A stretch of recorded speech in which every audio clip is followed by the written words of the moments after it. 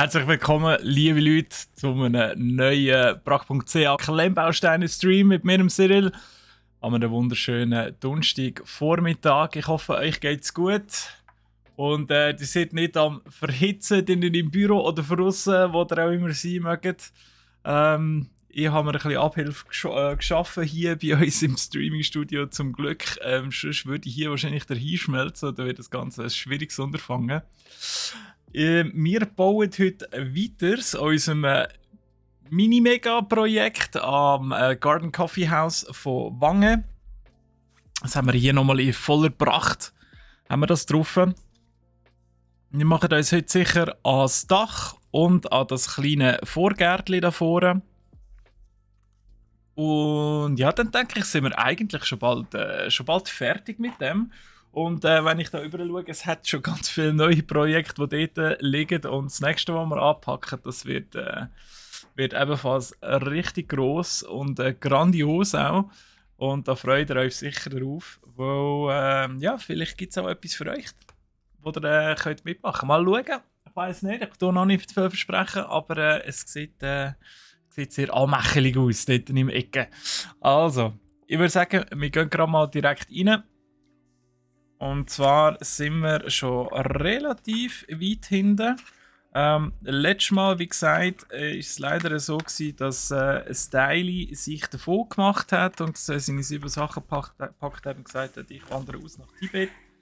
Und das zweite Styli, das das auch im Sinn gehabt hat, ist wieder zurückgekommen. Hey Spoo, Styli, willkommen, schön bist du da. Das hat sich zurückgemeldet. Und das heisst, ich kann jetzt das Ganze noch einbauen. Vielleicht erkennt man das gerade, wo etwas fehlt oder so. Und wenn ich das drehe, geht immer wieder genau das Gleiche ab hier. Der Fensterrahmen. Ein aufmerksames Auge mag das vielleicht gerade sehen. Das eine Teil habe ich gefunden, das andere nicht. Es ist beides auf der gleichen Seite. Hier haben wir ein helles Teil verbaut. Ich habe es einfach leider nicht gefunden. Aber einmal da innen, das, was wir drehen müssen, würde ich sagen, wir tun das noch geschwind an. Weil, ja, sonst kann ich das mit meinem Gewissen nicht so ganz vereinbaren. Ich habe jetzt schon eins müssen akzeptieren, das ich nicht finde. Aber zwei ist mir dann doch ein bisschen too much. So, also ich muss nur ganz kurz hier so ziemlich alles rausnehmen, weil da drauf gehört scheinbar so ein Drehding. Ich verstehe nicht ganz warum. Wahrscheinlich, weil der Abstand sonst nicht anders passt. Aber es ist ja so. So.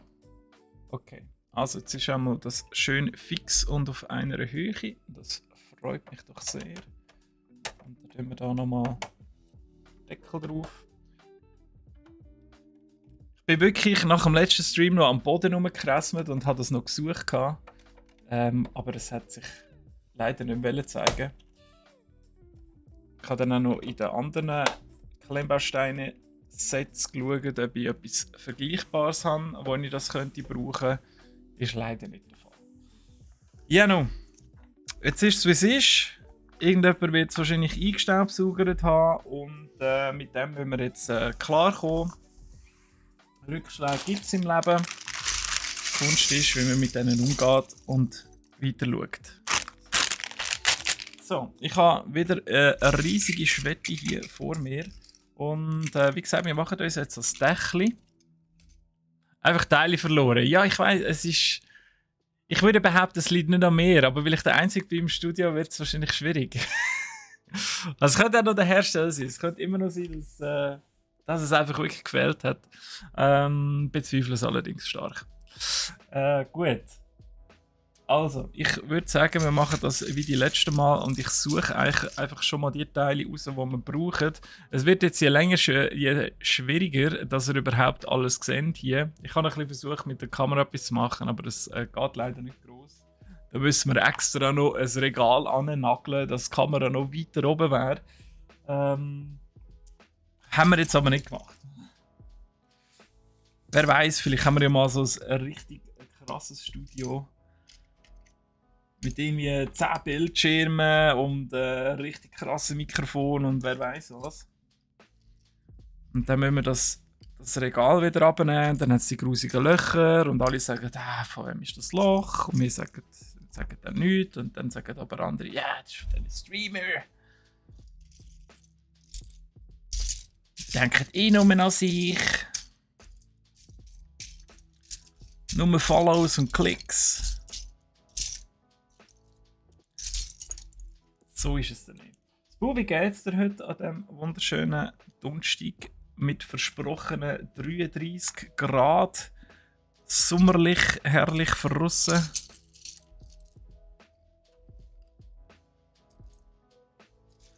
Wie geht es euch allen anderen, die jetzt zugeschaltet haben? Seid ihr fit und zweg? Seid ihr noch die letzten paar Excel-Listen am Ausfüllen oder sind ihr vielleicht schon gerade im Mittag gegangen und gesagt, ja, ich mache heute früher Mittag, weil es ist wieder Klemmbausteinenzeit, dann schaue ich ein bisschen und esse nebenzu etwas. Fände ich absolut verständlich. RIP, okay. Wieso bist du im Ausgang gewesen? Bist du am Gurten oder was? Was hat die gerippt?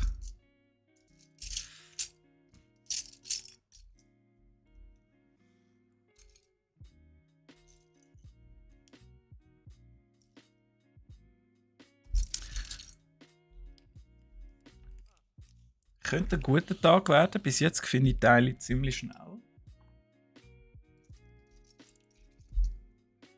Vielleicht habe ich es zu früh gesagt jetzt. Es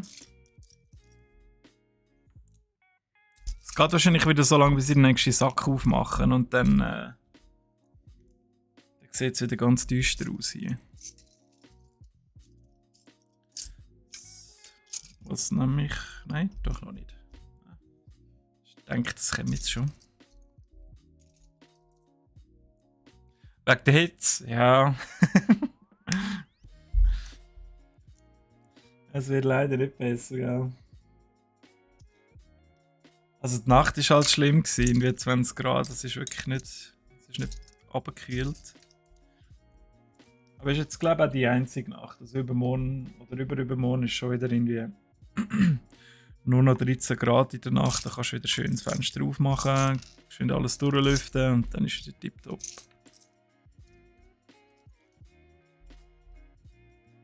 Ich weiß nicht, ob ich das schon erzählt habe, wir wohnen ja in so einer Minergie-Wohnung. Und es gibt ganz viele Kontroversen zu diesen ganzen Minergie-Wohnungen. Energiesparen ist ja ganz toll und so, aber Luftrecyceln... Ja. Anyway, das Problem ist, wir können schön durchlüften und dann ist die Wohnung wirklich schön abgekühlt. Also richtig Premium. Da könnte man eigentlich zumachen. Man sollte meinen, dann bleibt es so angenehm kühl, wenn es die Luft umwälzt. Aber nein, es zieht natürlich die Luft ab von uns. Geht dann in den Umwälzer und vermischt sie mit der 30-gradigen Wohnung von diesen 70-Jährigen und älter. Tut mir leid, ihr könnt wirklich nie lüften. Und mir bläst das nachher wieder in die Wohnung rein und dann hast du nach 10 Minuten wieder 25 Grad in der Wohnung. Darum merci für den. He? Und ich kann es ja nicht abschalten, logischerweise.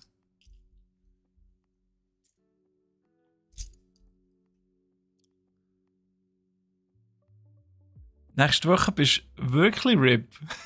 Wieso, was ist nächste Woche? Wird es noch heißer oder was?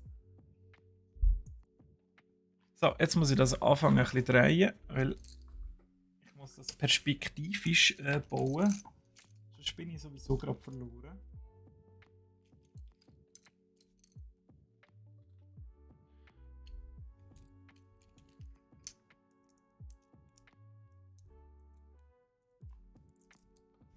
Hey. Das erste, das ich zusammensetzen muss, sonst schaffe ich es nicht.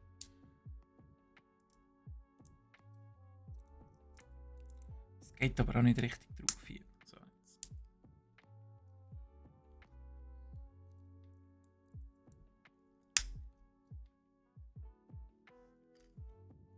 jetzt gibt es da, glaube ich, noch so ein bisschen Dekoration.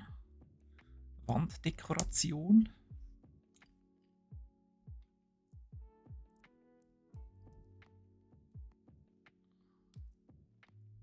Ich das da reinbringen. Das ist Kunst dort. Ah, fehlen noch die flachen.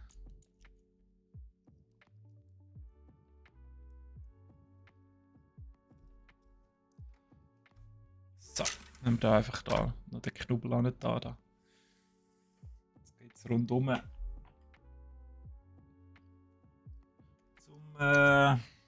zum Dach bauen eigentlich.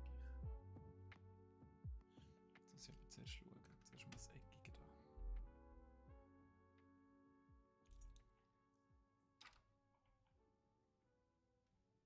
Kommt das Eis drüber? Ist das überhängendes Dach? Das sieht fast so aus. Das hebt ja aber nicht richtig. Würde ich also nicht drin wohnen.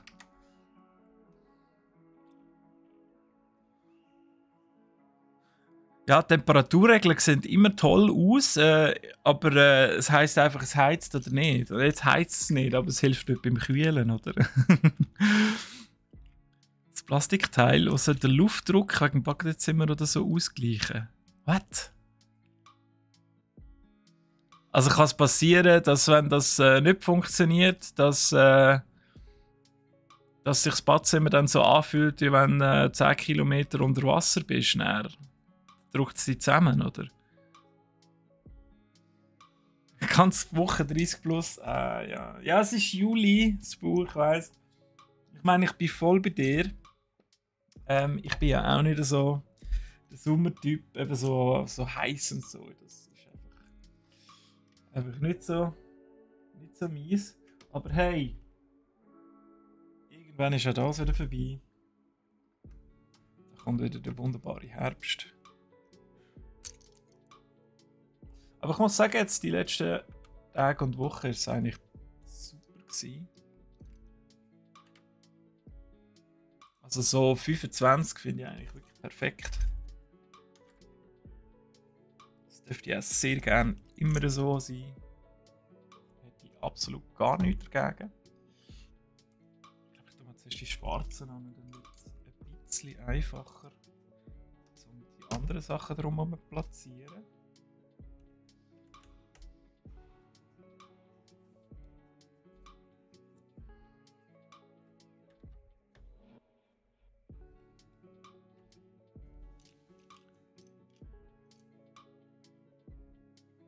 Ja, vielleicht ist es so ein Fake-Lüfter,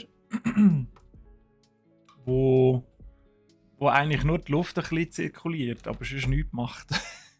Jetzt zum Teil in so gewissen Hotelzimmern, in der Schweiz eher weniger, aber die sind eigentlich fake, also die ziehen nicht wirklich Luft ab.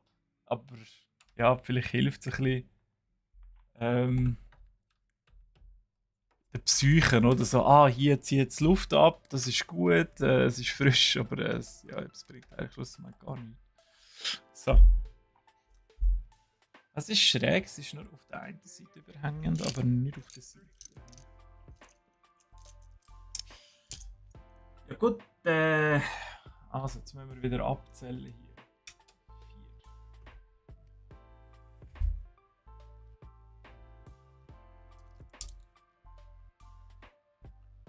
Ich glaube, jetzt brauchen wir so ein bisschen wie Konstruktion für das Dach, wo drauf kommt.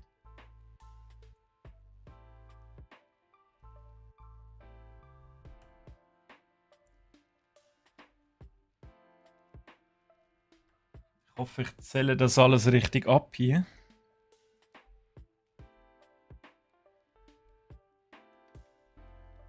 Aber was du sonst kannst zutun, ist so einen Luftentfeuchter. Du hast also Kombiprodukt gesehen, das ist Klimaanlage, Ventilator und Entfeuchter in einem. Ich weiß nicht, wie gut das ist, wie gut die sind. Aber es verhindert halt ein bisschen die Schimmelbildung, oder? Also, im Badzimmer sollte man schon schauen, dass es ein bisschen durchlüftet ist.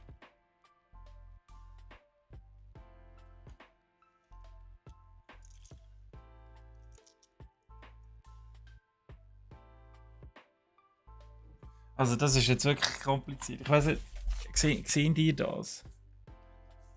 Also ich soll hier irgendwo so geile Teile ansetzen und ich muss jetzt wirklich alles abzählen, um zu wissen, wo das hinkommt. Also das kommt... Nein, kommt nicht. 1, 2... 1,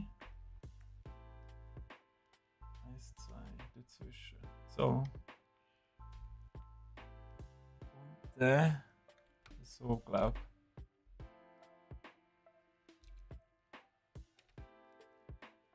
Und sonst werden wir es dann schon erfahren, wie immer, wenn es wieder falsch ist. Wenn ich es wieder falsch gemacht habe.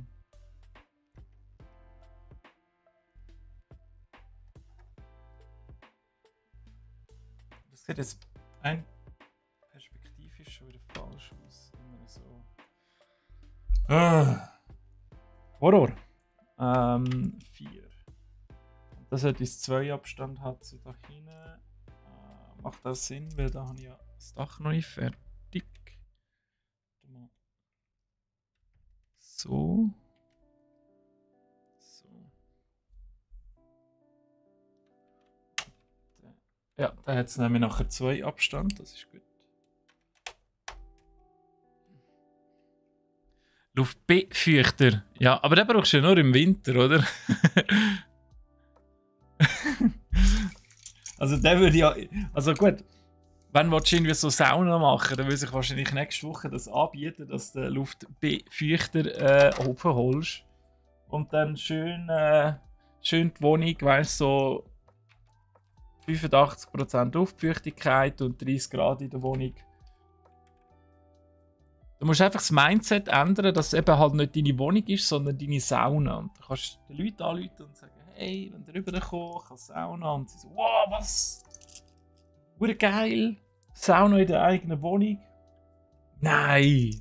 Meine Wohnung ist eine Sauna, ich habe noch geiler. Dann können wir ja auf dem Sofa hocken und schwitzen. Du musst vielleicht das Sofa nachher verbrennen, aber das ist ja dann... Also ich kann dann jemand anders darum kümmern. So. Das ist auch... Ich glaube, eins hintere. Und bündig hier. So. Das mit dem Abzählen ist schon ein bisschen knifflig. Aber wir werden nachher herausfinden, ob ich die richtig gesetzt habe.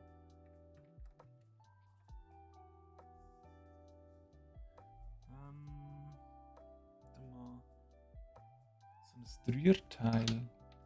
Hier, ja, da. Und da noch das Zweierli, oder? Und jetzt habe ich aber noch die da.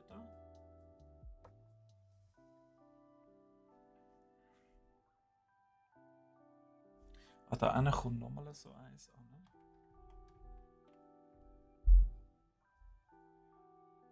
Und dann fehlt noch das Einerli.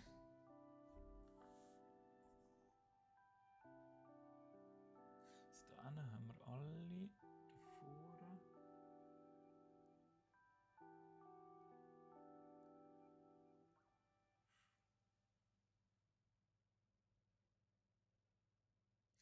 Dann 1, 2, 3. Wo ist jetzt das 4.? Das ist das 4. nicht. Ah, voilà. Ja, macht ja Sinn. Da, wo noch nichts ist. So.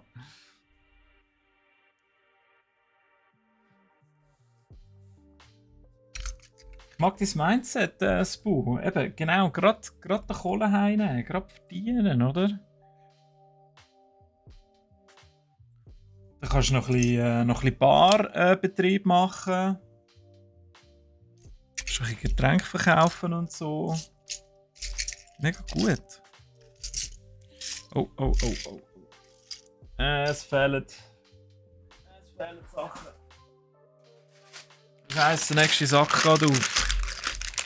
Also, ihr Leute, ihr wisst, das wird jetzt wieder schlimmer. Es geht wieder länger, bis ich die Teile gefunden habe. Aber ich brauche mal ein bisschen mehr Platz da auf dem Pult oben. In der Hoffnung, dass ich dann mehr Überblick habe. So, jetzt suchen wir da ein bisschen von denen da. Simon, guten Morgen. Grüß dich.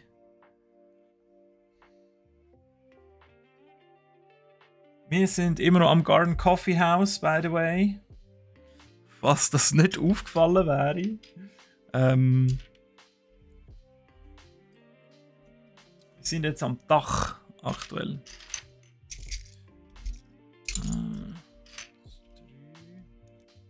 4 von denen. Dann das Fensterli, wichtig.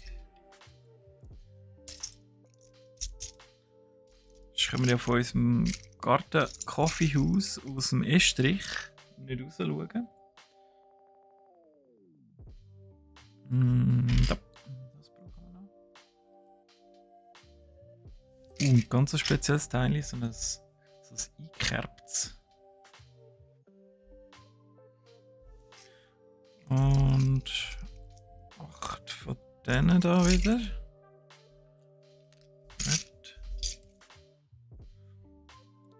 Das Eckteili.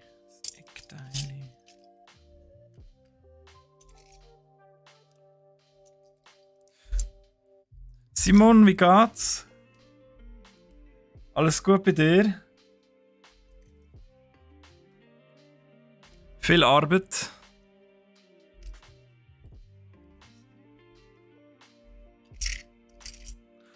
Sonst, wenn du relaxen willst, ich habe gehört, das BU eröffnet demnächst eine Apartment-Sauna, wo dich kannst ein bisschen gut erholen.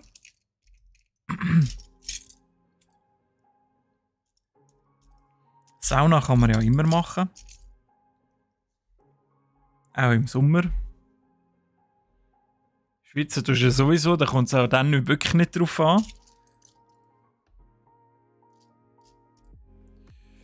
Ja. Das sieht nach nochmal einem Sack aus. Dann machen wir doch das.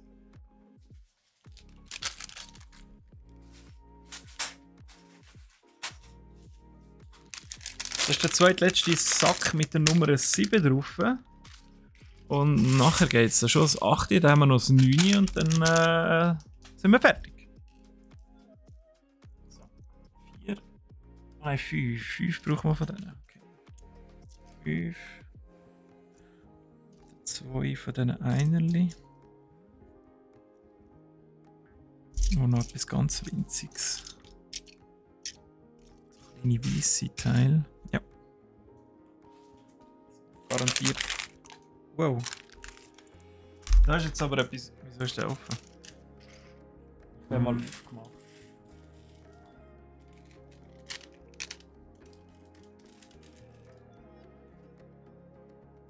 Also irgendetwas ist jetzt gerade runtergeflogen. Ah, krass. Ist gut.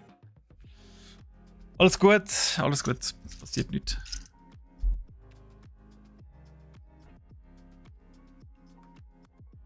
Irgendwo zwischen Hermes und Zoll, okay. Und was ist drinnen? Ein neuer Klemmbausteinsatz für dich zum Zusammenbauen? Das sind graue. Ich suche nach der falschen Farbe. Da eins.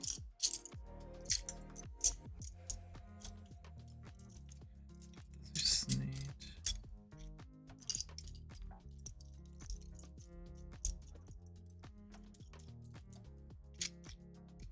Ja, es beginnt. Es wird schon wieder kritisch. Ich muss schon wieder mehr suchen. Das Zeug flitzt mir da davon. Das sind innen die hellen. Ich glaube, die dunklen sind für später. In ferner Zukunft, wenn ich mich dafür interessiere. So. Also. Wo fangen wir an? Ja, fangen wir am besten wieder mit der schwarzen an, oder? Ich glaube, das macht am meisten Sinn. Kann das drüber? Ja, schon, oder? Nein, kann nicht drüber. Kommt drauf. Also, nein, macht keinen Sinn. Fangen wir am anderen Ecken an. Da wird sich schon herauskristallisieren, was wirklich ankommt. Ah, schön. Hebt das da auch ein bisschen besser. Das gefällt mir. Ah, und da kommt das kleine graue Teil an.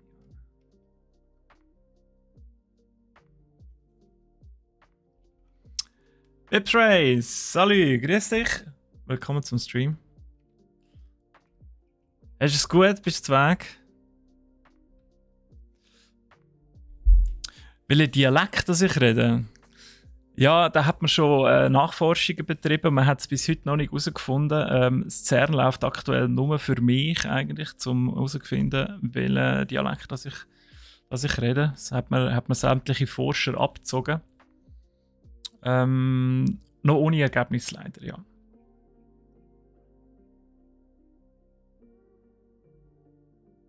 Kein Bock, einen englischsprachigen zu schauen. Okay, ja. Wieso nicht einmal schweizerdeutschen Stream schauen, auch wenn man nicht perfekt Schweizerdeutsch versteht? Ich finde das mega cool von dir, Simon, dass du das machst auf jeden Fall. Jetzt habe ich gesagt, zuerst tun wir da rundherum bauen. Jetzt fangen wir wieder etwas Neues an. Aber das Neues über. Das stimmt noch nicht ganz. So. Okay. Auch DJ, ja, herzlich willkommen. Wie geht es bei dir mit Schweizerdeutsch? Es ist ja ein schweizerdeutscher Stream.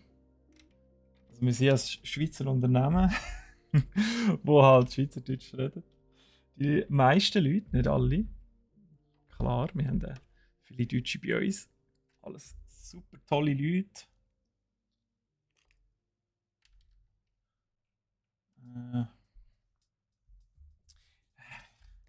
Es ist ja so viel da drauf eingezeichnet, was ich machen muss. Und die Übersicht ist einfach am Verschwinden.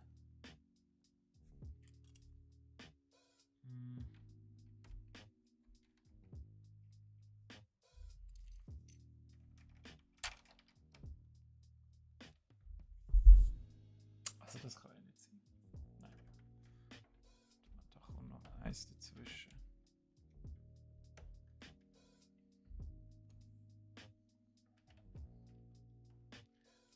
Hure gut! Beste Antwort.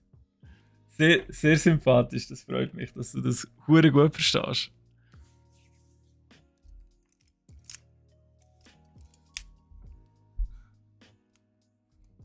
Hast denn du mit Schweizer zu tun, dass du das so gut verstehst?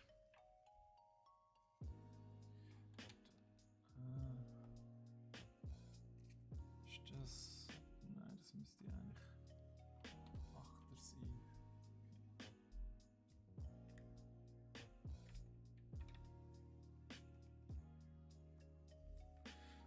Das Fensterli.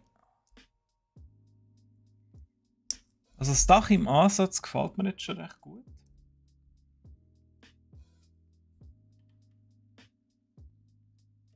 Vor allem gibt es hier ganz sicher noch ein paar Fenster dazu. Das haben wir auf der Anleitung schon bereits gesehen.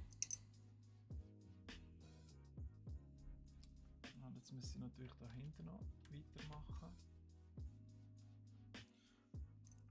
Und da so. Es wird weiterbauen, ganz korrekt, das ist richtig Lowplay. Willkommen zurück im Stream.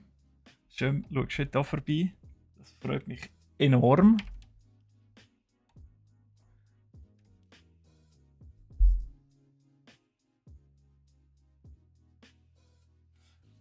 Bist du Geburtstag gewesen?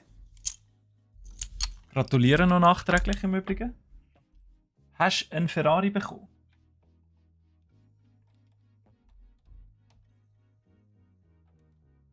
Das stimmt aber nicht. Oder? Das ist zu wenig lang. Aha, da kommt noch ein Vierli an. Okay. Also. Jetzt sollte das eigentlich aufgehen.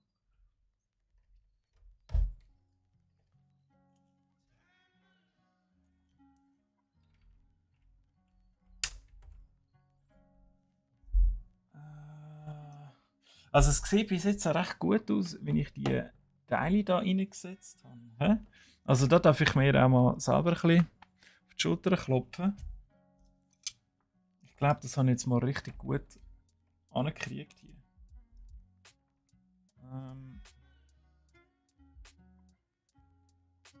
Das hier kann aber nicht sein. Das ist ja eins zu lang.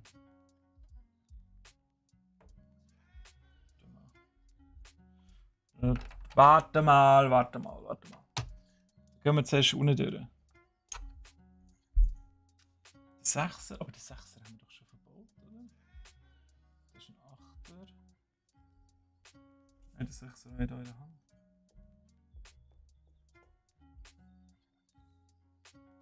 Ist das gar keiner? Ah, das ist ein Vierer. Manchmal sieht man nicht einmal die Spalt dazwischen. Wo etwas ankommt und wo nicht. Hast du erst diesen Samstag? Ach, ich meine letzten Samstag. Habe ich das falsch im Kopf gehabt? Nicht für ungut. Also ich kann dir jetzt nicht viel Pech bringen, gell?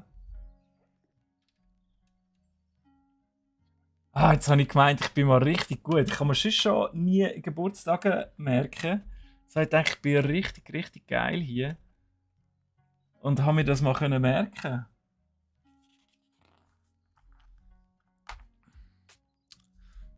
Und du willst du zuerst noch nach Zürich? Okay, das Jahr. Bist du aufgeregt? Zürich ist ja... Also dort bebt es ja. Das ist ja krass, was dort alles abgeht. Da wird es einem garantiert nie langweilig. Die Arbeitskollegin, die heute der letzte hat, die geht nachher auch auf Zürich arbeiten. Die freut sich schon sehr. Ja, weil Zürich läuft halt einfach immer etwas. Ich bin da innen so ein bisschen das Landei. Ich hätte gerne so ein bisschen etwas dazwischen. Also nicht die ganze Zeit Party, aber zwischendurch.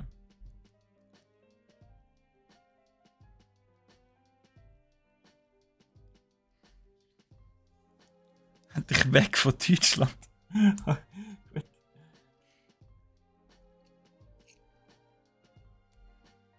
Was ist denn so schlimm? Du bist einfach in so einem Kaff aufgewachsen, wo nichts los ist.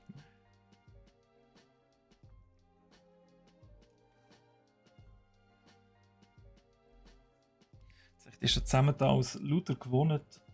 Aber ich will noch gar nicht. Ich bin ja eh wieder viel zu früh. Ich muss jetzt zuerst mal alles raussuchen wieder. Schon wieder überstürzen. Kommt ja eh nicht gut raus bei mir. Ein 6er schwarz. Jawohl.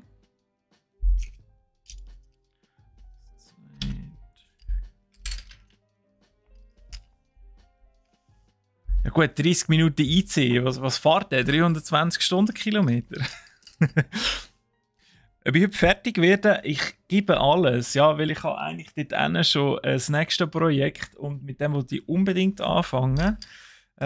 Mit euch, weil ihr auch etwas davon habt. Ich kann sicher schon mal sagen, es gibt ein kleines Gewinnspiel. Also ein kleines nicht, weil es ist eine Riesenpackung. Und vor allem dir, LOLplay, würde ich anraten, dass du dann mitmachst. Ja, ich hoffe, heute werden wir mit dem fertig. Und dann würden wir das nächste Mal dann eben mit dem neuen Projekt starten.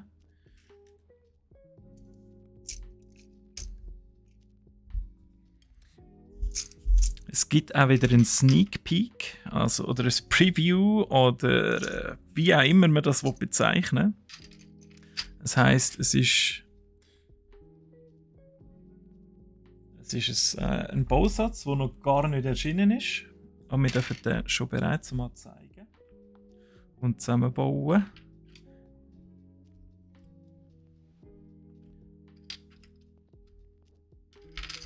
Aber ich tue jetzt nicht zu viel spoilern. Ich sehe es da schon.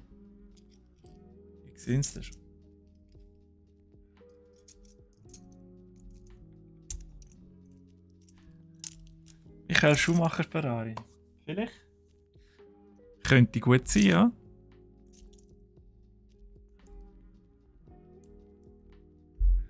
Das sind auch noch 40 Minuten. Gut, von der Schweiz, einfach von der Schweizer Grenzen entfernt, oder? Ich habe mal in der Nähe von, also in der Nähe, was heisst das? Eine halbe Stunde von Waldshut entfernt gewohnt.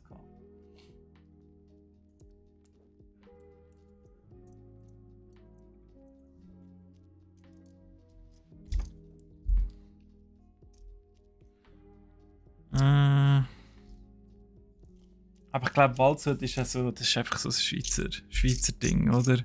Also immer wenn du wieder hörst, Inflation wird importiert und alles, dann kommt immer auch gerade Waldshut, weil alle dort raussäckeln. Und der Titisee. Gibt aber schon geile Sachen dort in den Läden. So irgendwelche Schnaps und irgendwelche Rauchwürste und so Sachen. Einerli. Da. 5, 6. So. Okay, let's go.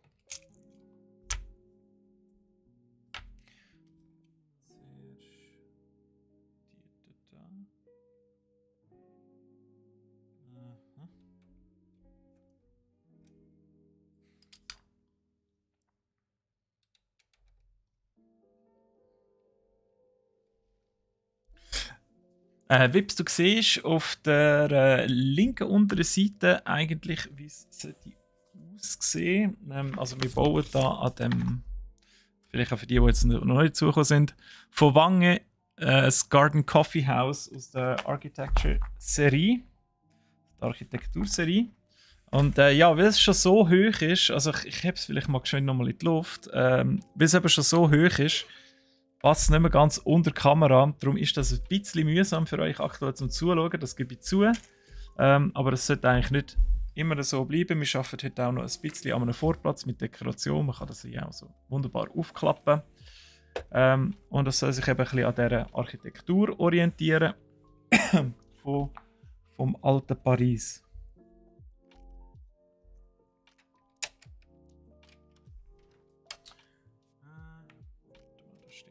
Nicht.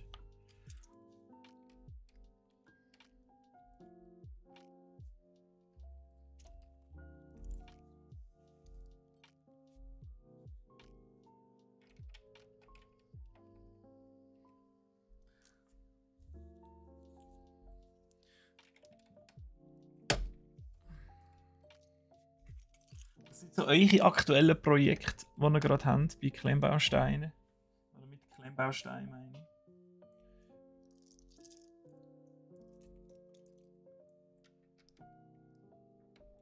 Oder steht die Heime schon zu viel um? Ich glaube, die Diskussion haben wir letztes Mal gehabt, wo tut man es anstellen, tut man es aufs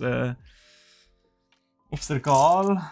Aber dann hat man eben Gefahr, dass gewisse Katzen das abrühren. Habe ich mitbekommen.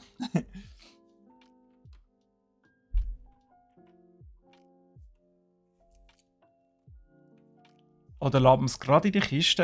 Ich habe nicht gehört, da. Was ist das gewesen? McLaren echt. Der ist damals mit Stickers ja rausgekommen, wo nicht, also wo das Lizenzrecht nicht hatten. Und dann die müssen wieder rufen. Aber die rausgegangen sind, die haben jetzt halt einen unheimlichen Wert, oder?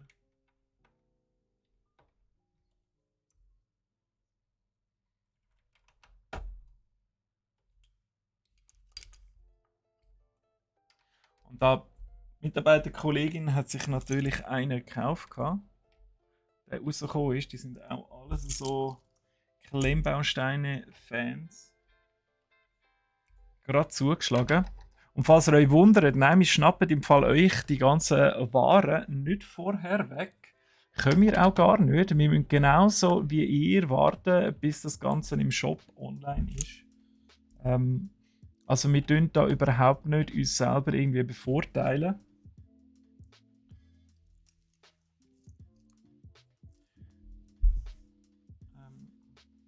Jetzt 1, 2, 1, 2, 3, 4. Ja, habe ich. Gut. 5, 6.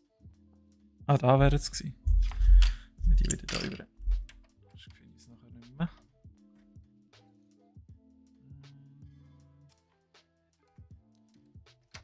So.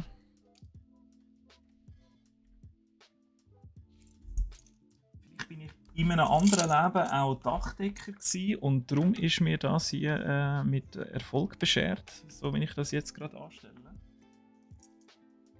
Das läuft recht gut.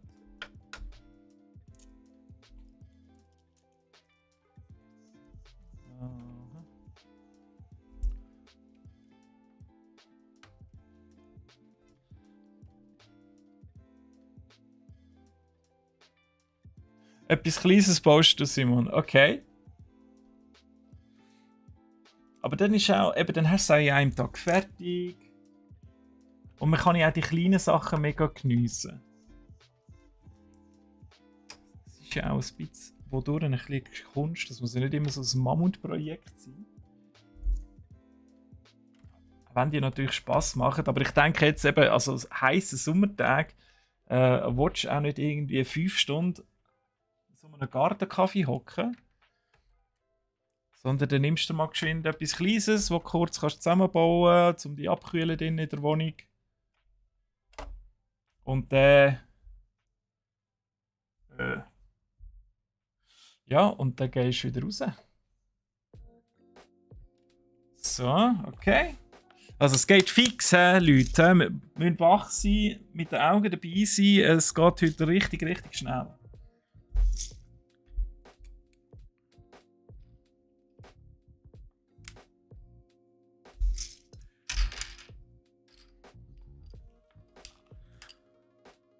Endlich geht es, mache ich schnell.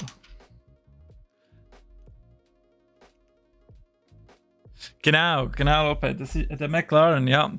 F1 McLaren ist das gewesen. Ja, ist natürlich ein bisschen peinlich, dass man die Lizenzrechte vorher nicht abgeklärt hat. Ja. Aber kann auch mal der Größte passieren, oder? Jetzt brauchen wir mega viel von diesen Eckli. Was kommt jetzt? Hey? 7 Eckli. Und graue Eckli auch noch. 2, 3, 4, 5. Oder? Ja, 5. Oh, da nicht, das ist noch eine Ecke. Eine brauchen wir sowieso. 6, 7, 8. Noch eine.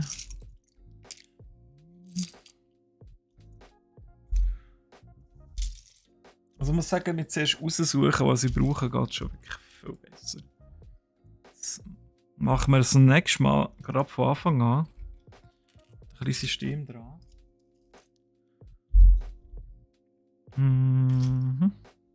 So, okay. Das sieht gut aus. Machen wir da mal weiter. Also ich weiss, es ist voll verschwommen, es tut mir mega leid. Es ist einfach zu hoch. Es ist jetzt da direkt unter der Kamera.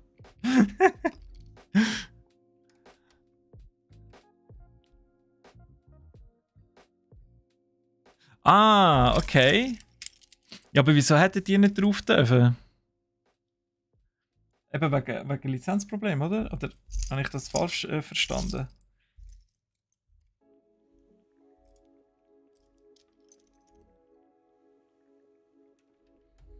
Oder die haben einfach nicht auf dem drauf sein, weil sie wären eigentlich auf einem Ferrari drauf. Sie sind eigentlich Sponsoren von Ferrari, oder? Das könnte natürlich auch noch sein.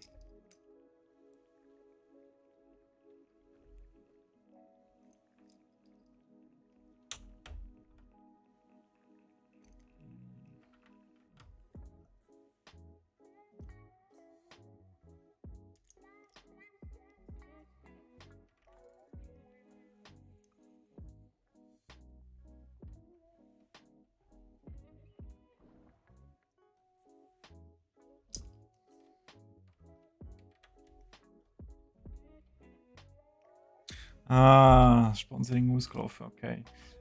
Hat man während der Planung natürlich nicht daran gedacht, oder? Schade. Aber ja, gut für die Leute, die noch so einen verwünscht haben, natürlich.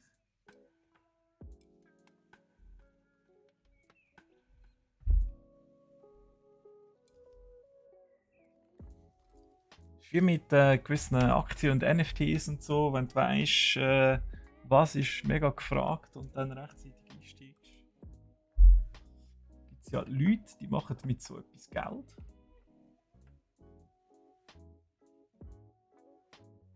Habe ich gehört. Das stimmt irgendwie nicht.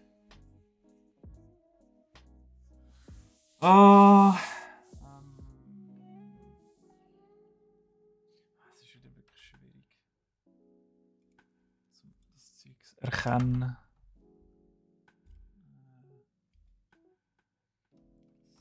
Zwei, drei, dann eine Ecke nach innen. Eine raus.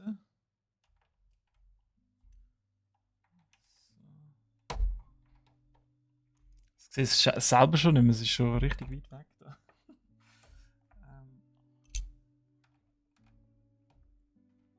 Stimmt da. Ja.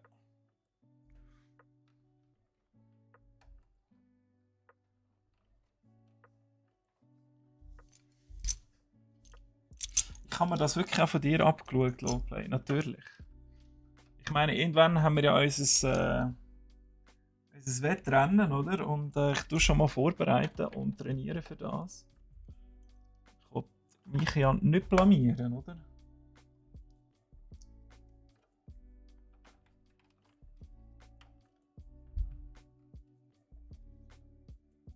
Sonst tue ich dann einfach jemanden an meiner Stadt aufrufen. So wie früher bei den. Was war das? Ritterkämpfe oder Gladiatorkämpfe. Irgendwo hast du jemanden an deiner Stadt in den Kampf schicken.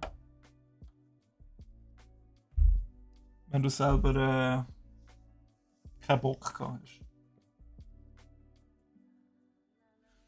Ja, jetzt braucht es noch zwei kleine.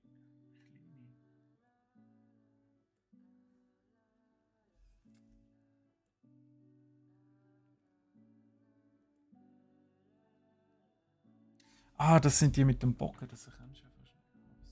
So. Ja, da hat es natürlich bei dem Fenster so das Bockenteil. Okay, und jetzt müsste das hier bündig, ja. Bündige Sache. Und das so. Jetzt noch die grauen. Oh, ich habe die grauen Dächchen noch verpasst. So. Und das geht raus. Okay. Also es kommt langsam. Es kommt langsam. Ja, immer den scheiß Fensterrahmen, hey, der reißt jetzt dann ab. Oder kleinen an. Einfach mal da bleiben, wo er ist. Da ist immer der da. Immer das Teil hier. Immer wenn ich es anlange, geht es ab. Es ist aber auch nur an einem Ort befestigt. So.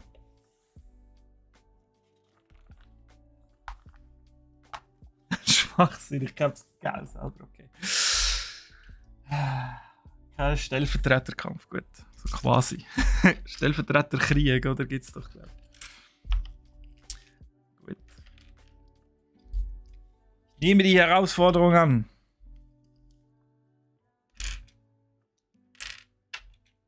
Am besten machen wir es im September, weil dann bin ich nicht da. Dann kann ich mich auch nicht blamieren, oder? Macht das Sinn? Ich finde das eine gute Idee. Das graues Dächli, aber kein Eckdächli. Aber wir brauchen 2 Eckdächli, brauchen wir auch. Ah, da ist es. 4 von denen. Es werden immer weniger von diesen Ziegel. Es geht nicht mehr lang, ich sag's euch.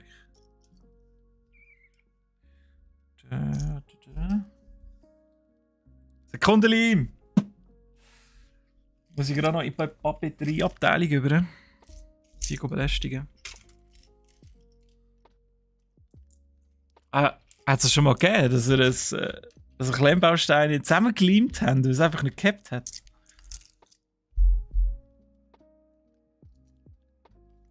Oder machen das vielleicht sogar Profis, wenn sie etwas zusammenbauen, das auf ewig soll haben. Ich glaube nicht, oder?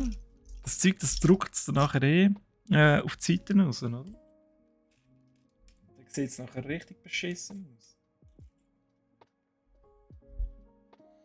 Also besser, wenn nicht.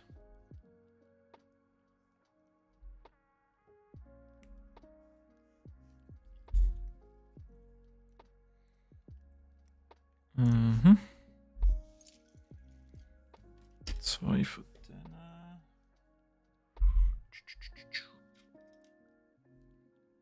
Gibt es wirklich Psychos, die das machen? Also schön so mit einem Mini-Spachtel so drüber und dann die Bausteine aufsetzen. Ich weiß nicht, ob ihr das schon mal gesehen habt, aber wir haben so kleine Bausätze. Das sind so Mini-Ziegel, wo du dann so eine Art wie ganz feinen Zement anrühren. Und dann kannst du dort mit einem Mini-Spachtel so kleine Häuschen und Burger zusammenbauen. Das sieht mega cool aus. Es gibt natürlich auch eine riesen Sauerei, aber für irgendwie, keine Ahnung, Kindergarten, für jemanden, der sehr künstlerisch begabt ist, der oder die bringt das dann, glaube ich, schon zusammen. Also ich sage es euch nur, wir sind jetzt dann unter der Kamera, ich sehe jetzt dann nichts mehr. He? Ich tue einfach vorwarnen. Und wenn es so weit ist, dann geht es aber auch nicht mehr lang und wir machen da jetzt wieder das Gärtchen vorne dran. Da sehen wir wieder etwas.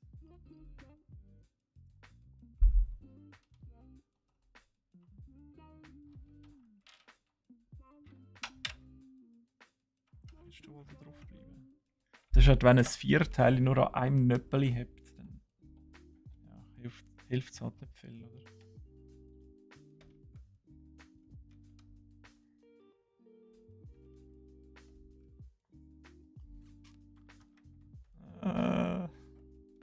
So, jetzt habt ihr aber.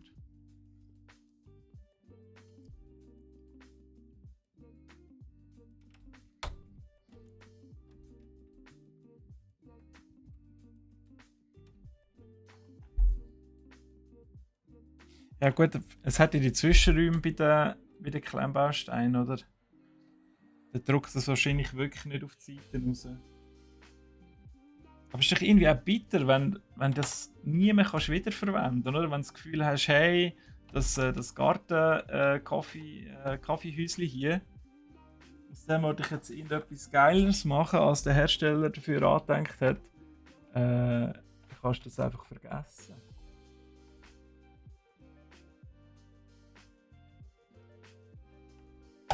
Oder wenn du, wie wir damals in unseren Superferien ist nicht sexy, aber Sommerferien mit meinem besten Kollegen, wo wir Stop-Motion-Videos gemacht haben mit Lego, die Teile kannst du dann nicht mehr gebrauchen. Und wenn sie dringend brauchst auf dem Set, oder? Das ist wichtig, das muss geliefert kommen, sofort. Der Regisseur das Gefühl hat, hier muss noch ein bisschen. Was jetzt zum Beispiel noch in das Dach an, wo so aussieht, du kannst das dann in dem Moment vergessen.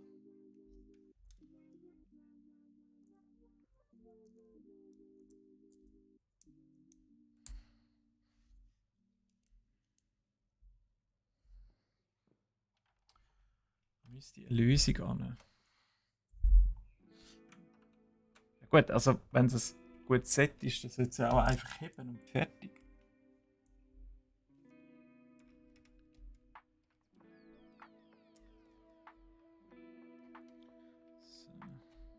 Ich tue das nachher geschwind drehen, dass ihr seht, was da überhaupt gebaut wird. Tschüss.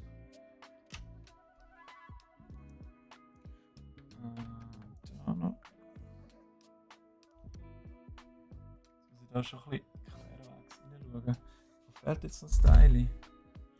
Da.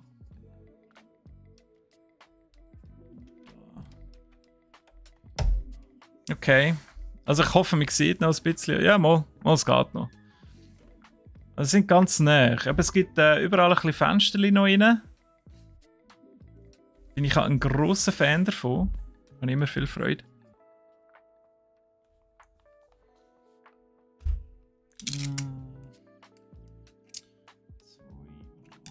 Viermal. Ja, lass ich gleich. 6er.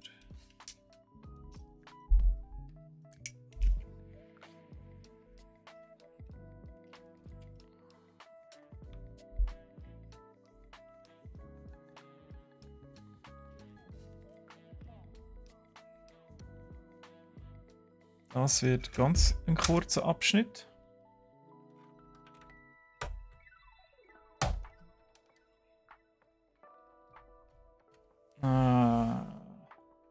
Manchmal geht das wirklich nicht so ring drauf. Irgendwo die Abstände nicht ganz stimmen. Das mal drehen hier.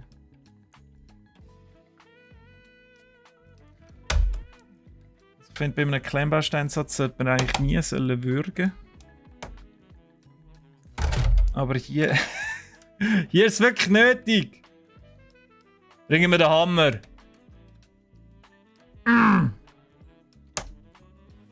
Jetzt habe ich es von unten aufgedrückt, aber jetzt habt es unten nicht mehr.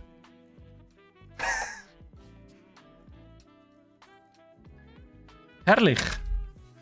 Hey, jetzt nehme ich da den Balkon auseinander. Hey.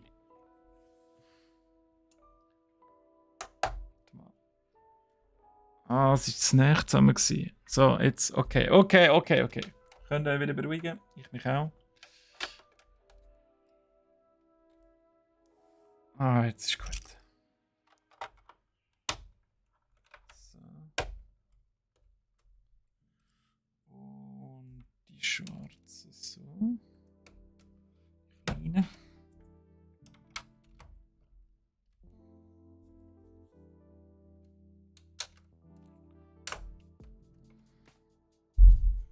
Jetzt wird eine rausgenommen.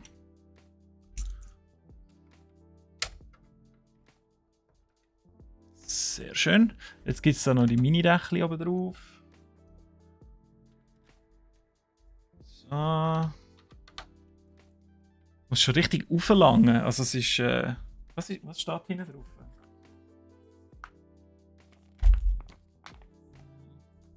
Ich glaube in 34 cm. Das wirkt eigentlich noch viel grösser.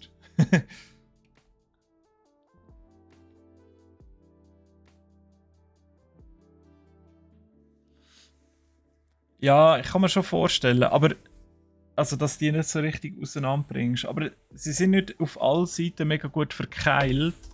Darum geht es eigentlich schon noch Ring auseinander. Darum geht mir auch immer irgendetwas wieder ab.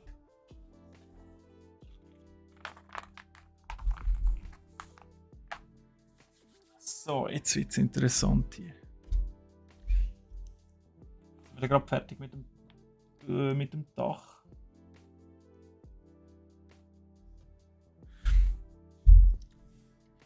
Jetzt gibt es hier noch so ein schönes, wie sagt man denn? So Blitzableiter, Kreuzchen da. Gibt es noch oben drauf? Ich hätte mir ja einen Gückel gewünscht. Aber meine Wünsche respektiert ja niemand. 9er. Ah nein, 9 Mal. Okay. 4.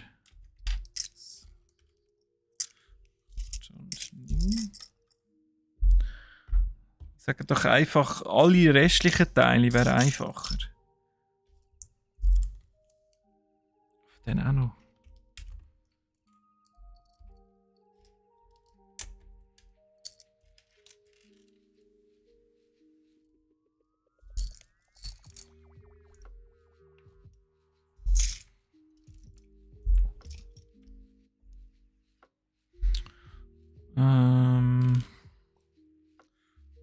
Noch die da, die gehen nachher das Dächli für den Erker vorne dran da.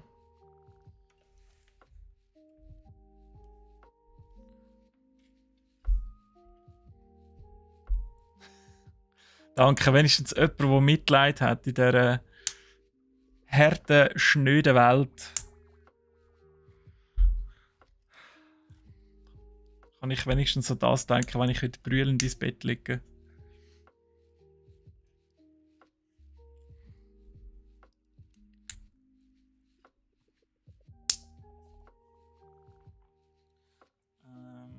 Einfach 3 von denen, was ist das Problem? Die andere Seite. Also jetzt habe ich wirklich einfach alle Teile zusammengelesen, die da rechts von mir sind.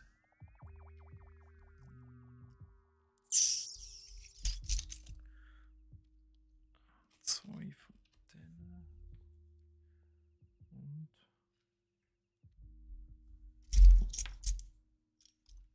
also die Aufteilung von der Säcke könnte schon wirklich mal verbessern.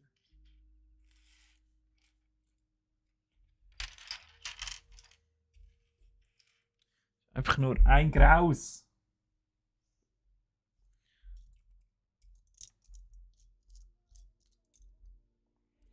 Wehe, ich muss jetzt nochmal einen Sack aufmachen. Ich brauche genau das Teil, aber in schwarz.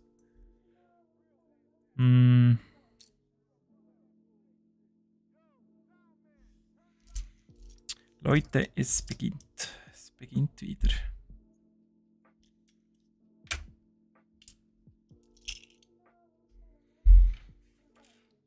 Immer eins, wo sich dünne macht. Aber die brauchen wir wirklich nicht mehr. Also, ich habe noch einen übersehen vielleicht. Das ist zwar ein Achter. Ist das das, was ich brauche?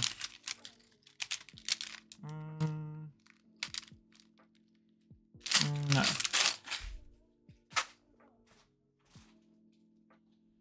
Herrlich! Ah, never mind, ich kann es ja schon. Ich kann dieses Teil nicht umdrehen, aber ich kann es ja schon. Aber jetzt fehlt mir ein schwarzes von denen da dafür. Hey, komm, entweder fehlt das oder dieses, aber es ist einfach 60333. Was soll ich mit dieser Nummer machen jetzt? Sehe ich aus wie ein Bibliothekar oder so? Du musst mir schon sagen, was das ist.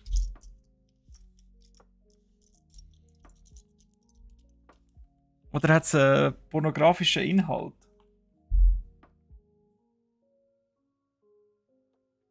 Nevermind.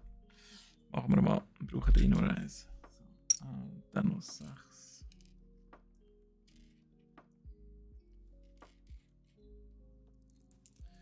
Ja, der Heldenstein, wisst ihr, was gemeint er? Ja, das ist auch absolut sein Leben und seine Arbeit. Ich habe noch alles zu tun. Es tut mir mega leid, dass ich jetzt nicht weiss, was die Nummer ist. Was ist der Todesstern?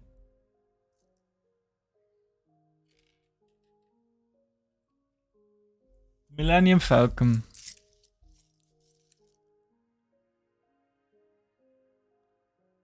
Ein Aufziehtöpf, aber als Badwanne.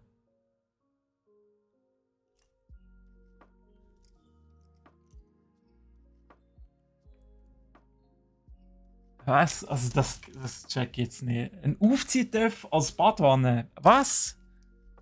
Was soll das für einen Sinn machen?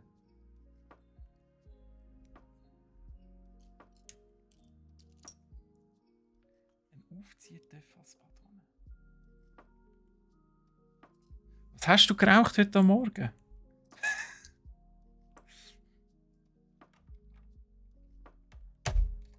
Nein, ich werde heute schon fertig. Nur keine Panik, Leute. Ich werde heute schon fertig. Ich gebe alles. Nächstes Mal gibt es etwas Neues. Einfach positive Vibes brauche ich. Peace und Blümli.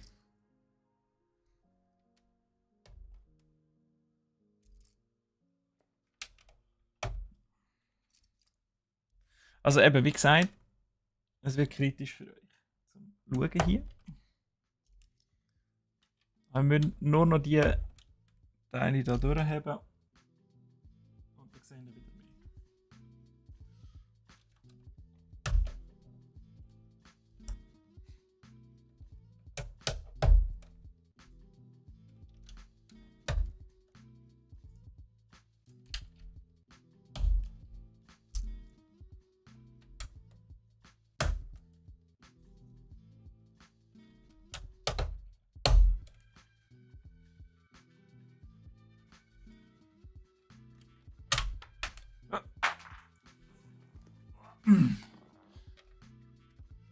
Teile haben schon gar keinen Bock mehr, dass ich da fertig werde mit dem Zeug.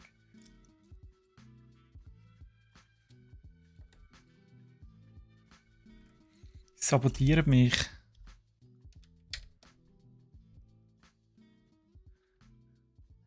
Es ist witzig. Okay, also 6333. Ich schaue mir das an.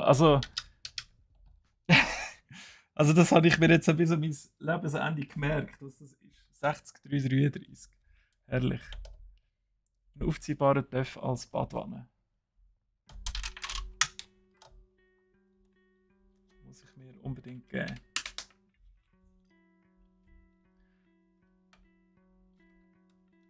Und ich muss mich auch ein bisschen weniger ablenken lassen. Ah! Ihr seid schuld, wenn ich nicht fertig werde. Das ist immer meine gleiche Ausrede, aber es ist auch einfach so.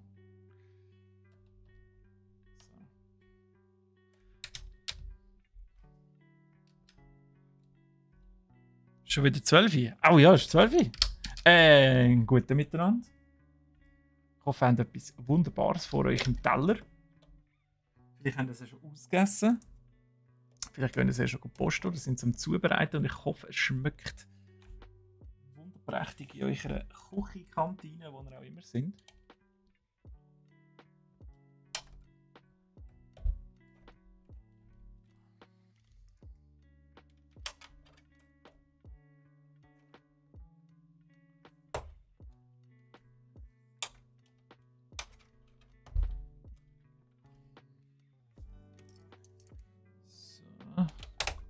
Okay, also der obere Teil da ist schon fast fertig. Da haben wir schon den Abschluss. Und jetzt muss ich mich da noch als Vordächli machen für... Oh, das sieht richtig kompliziert aus. Für den Erker. Jetzt kommt das Mittlere. Also so.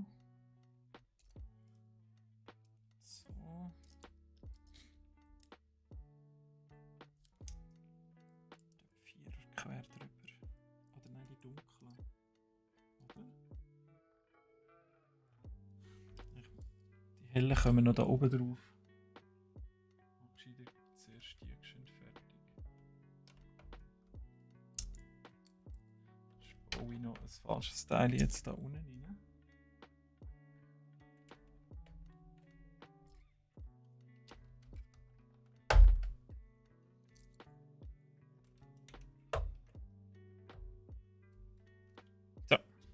So, alle Teile, die da unten sind, die gehören mir.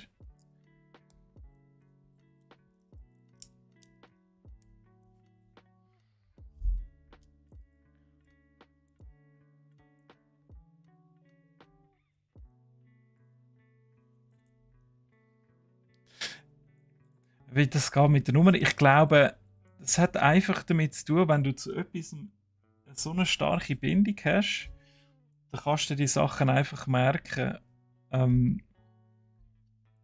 Ich habe das mit D&D ganz stark halt, also mit Dungeons and Dragons. Und ich habe Bücher gelesen und mich hat das so interessiert, dass ich mir sehr viele Sachen nach dem ersten Mal lese und das sind insgesamt von der Regeln her, also Regeln und Quellenbuch, Einträge und so weiter, sind das ja sicher etwa 1000 Seiten, die 3 Grundbücher.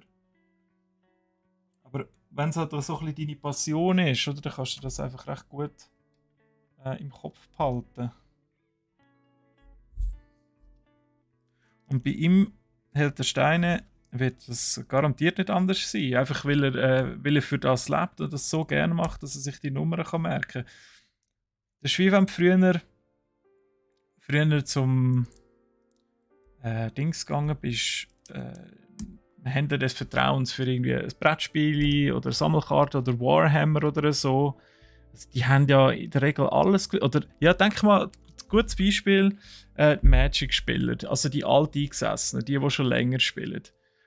Oder die schauen die Karte an und sagen dann gerade, hey, schau, diese Karte würde noch mega gut dazu passen, obwohl die Karte irgendwie vor 20 Jahren rausgekommen ist. Die haben das gerade im Kopf, oder? Weil das ist halt dann auch mit Erinnerungen verbunden. wenn du etwas kannst mit Erinnerungen verbinden, dann ist es halt umso einfacher, dass du dir die Sachen kannst behalten. Ich gebe grundsätzlich den anderen die Schuld. Ja, das ist viel einfacher.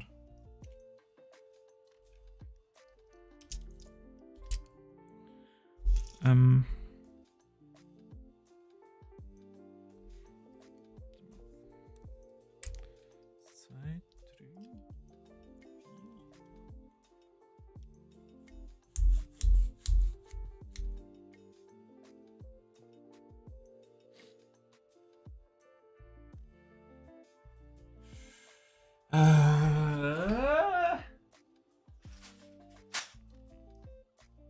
es fehlen 8 Teile. Ich habe noch das. Und ich habe noch das. Und das habe ich noch. Und mir fehlen Teile fürs Dach.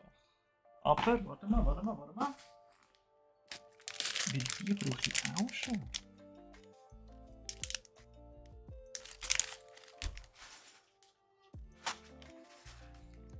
Jetzt sind wir auch nochmal.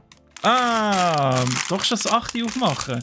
Also das ist jetzt wirklich verwirrend, oder? Weil hier haben sie grüne Sachen drin für Dekoration, aber gleichzeitig ist ja auch noch der Abschluss vom Dach drin im 8. Also, das hätte jetzt wirklich niemand voraussehen haben.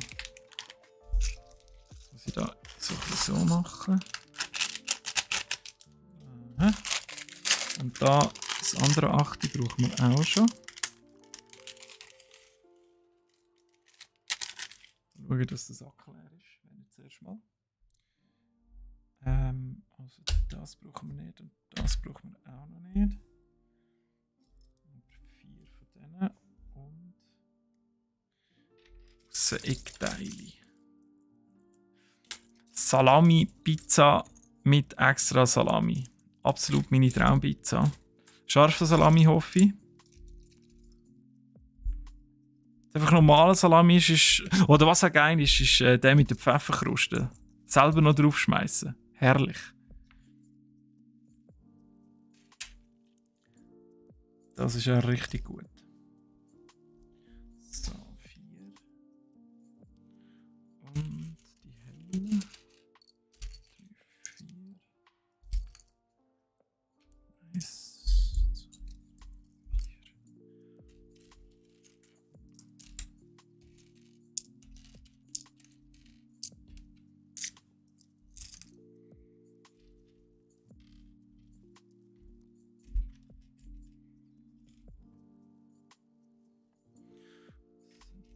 8, 10, 12, 14, 16.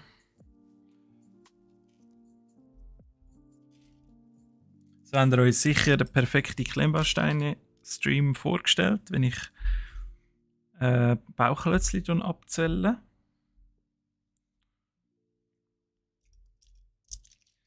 Da gibt es sicher nichts Spannenderes.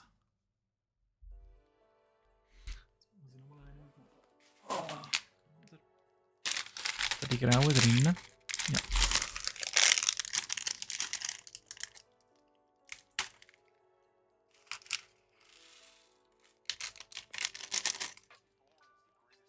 Einen habe ich.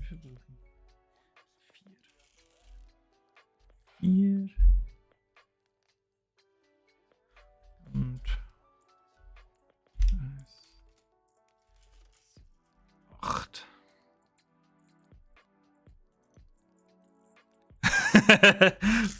Sympathisch Roleplay.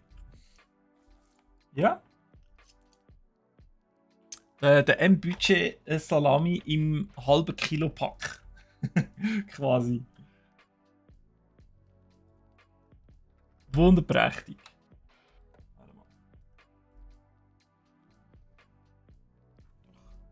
Stimmt, oder? Geht's noch auf? Ja, es geht noch auf.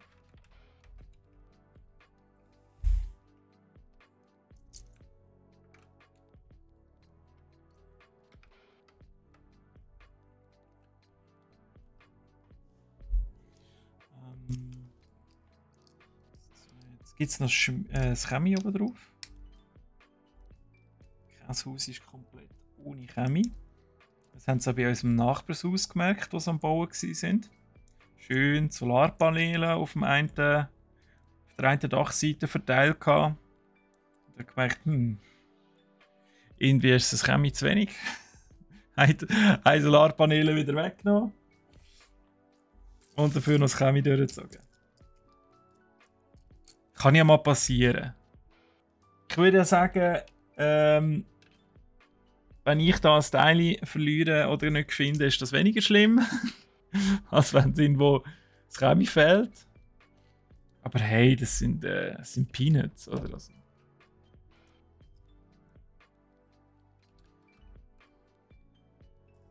muss man jetzt nicht so schwierig und kleinlich tun. Das ist kein Thema.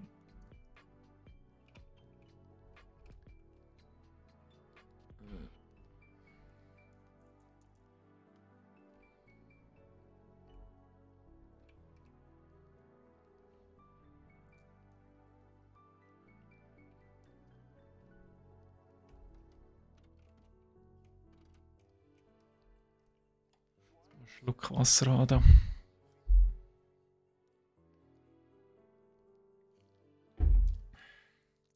Also Klimaanlage läuft zwar, aber ich glaube, der PC, der gibt einfach, wenn er nur muss streamen, gibt er Vollgas und hebt richtig schön dagegen, sodass es trotzdem nie wirklich abkühlt.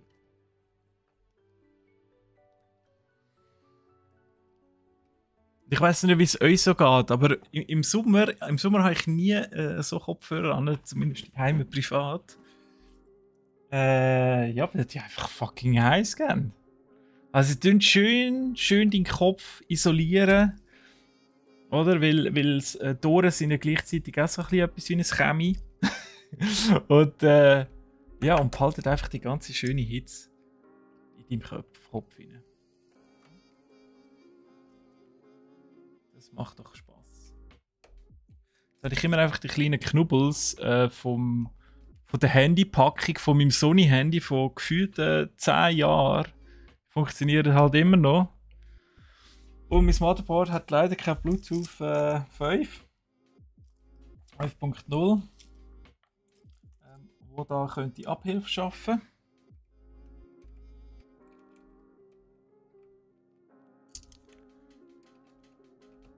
Wo ich könnte zum Beispiel Galaxy Buds oder so habe ich noch die verbinden.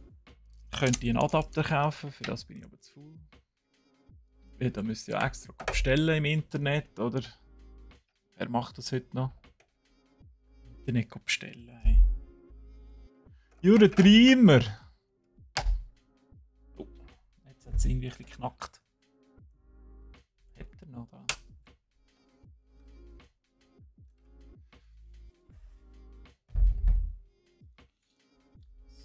Jetzt noch ein schönes Dächchen oben drauf.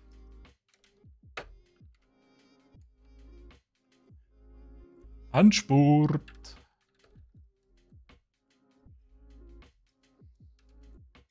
Jetzt bin ich auch froh, weil wenn ich da die ganze Zeit auflangen muss, dann komme ich sonst noch in die Schultermuskulatur rüber und das soll man ja auch vermeiden, oder?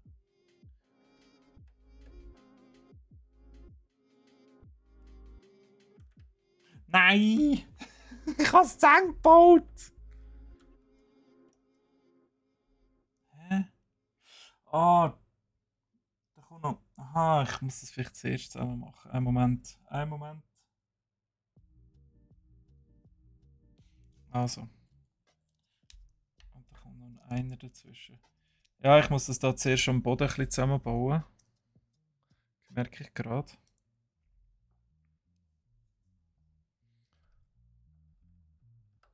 Weil das Dach da oben ist auch überhängend. Jetzt habt ihr euch schon gefreut, hä?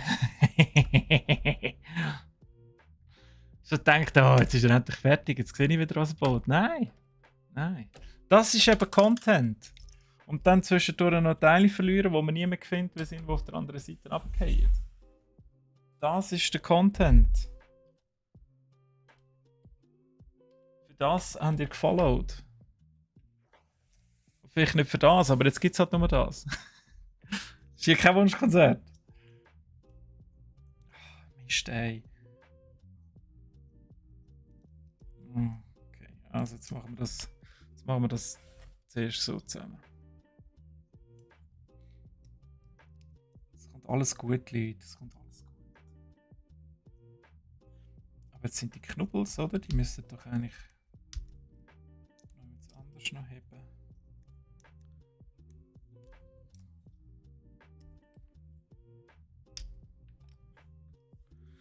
Ah, schön zusammenbauen, wieder auseinandernehmen. Wenn ich jetzt das zusammengekleimt hätte, könnte man das nicht machen. Dann hätte er einfach verloren.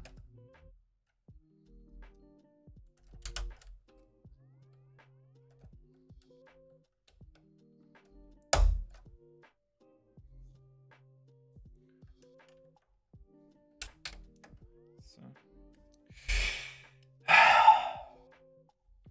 Hier durchschnaufen.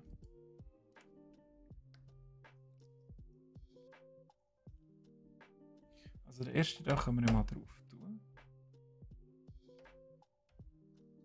So. Und dann kommt der.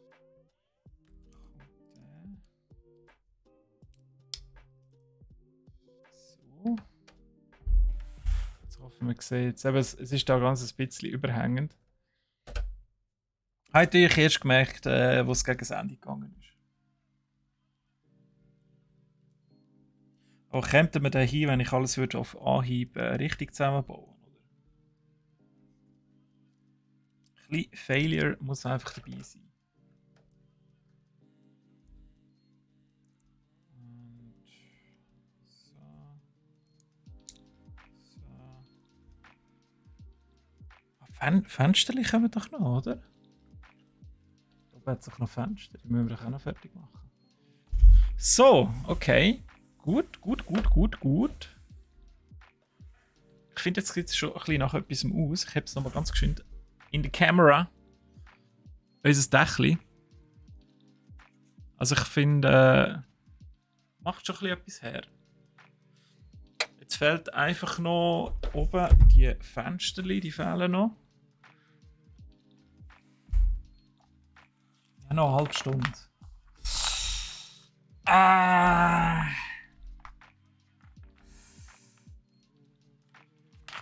Ja. Okay, also es geht gleich ein bisschen an Dekoration. Aber das Problem ist, ich sehe trotzdem nichts. Weil es ist einfach vorne dran hier. Aber es kommt noch der Vorplatz, der da nachher rankommt. Es gibt noch so eine graue Platte. Die kommt dann auch noch vorne dran. Da sehen wir wieder besser etwas. Es geht nicht allzu lang. Ich gebe mir Mühe, dass ich das so schnell wie möglich durchjette.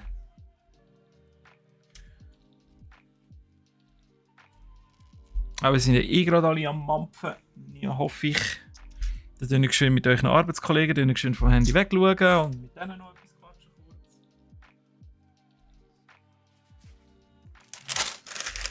Ah, jetzt kommen noch Blümchen. Blümchen. Jetzt noch romantisch. Dunstig Mittag. 6, 8, 9. Hey, bleib da. Wo ist es? Ah! Und Gel brauchen wir auch noch. Richtig farbenfroh wird es. Und aber nur 3 rote. Grün. Okay. 2, 3.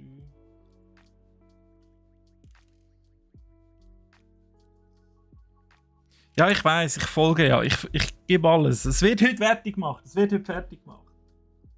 Ich glaube, nachher ist ja nicht einmal ein Stream. Glaube ich. Was ist voran? So.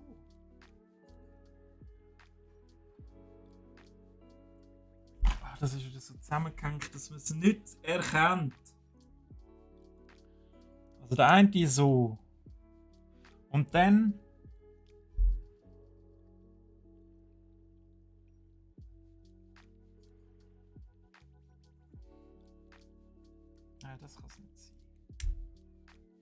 So. Jetzt rechts. Ich muss es noch irgendwie zusammenhängen.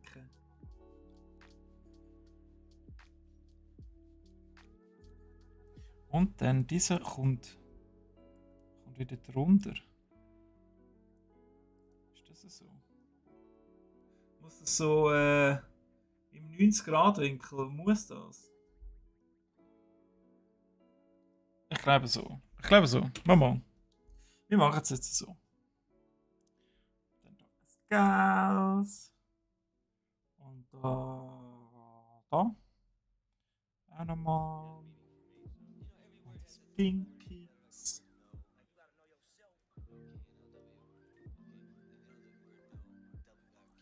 Das sieht so richtig bunt aus.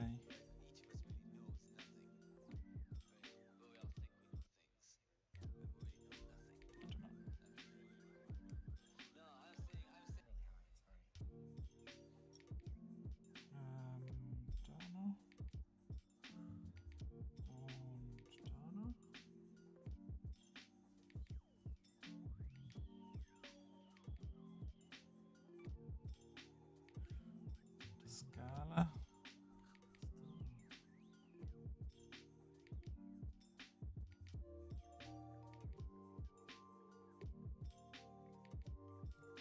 Das habe ich schon.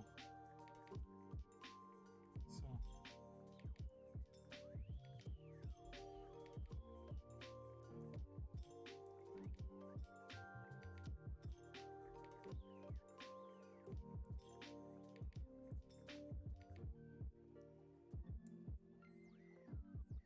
Okay.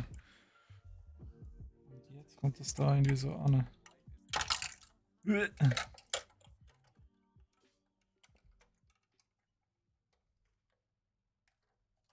Fantastisch, wie das aussieht. Hä? Da schön. Ein bisschen Rosenstüdeli. Aus dem Becken rauskommen. Ah, jetzt müssen wir gleich nochmal bauen. Nochmal richtig klotzen. Jetzt gibt es nochmal ein bisschen mehr Vordächli. So, und dann noch das Weisses. Und so eine Tröte da. Die grüne. Ah, und oben kommen noch die ganzen Blümchen. Die habe ich noch gar nicht gesehen. Da oben kommen noch alles Blümchen an. Sagt wieder niemand etwas. Das immer alles ganz allein machen.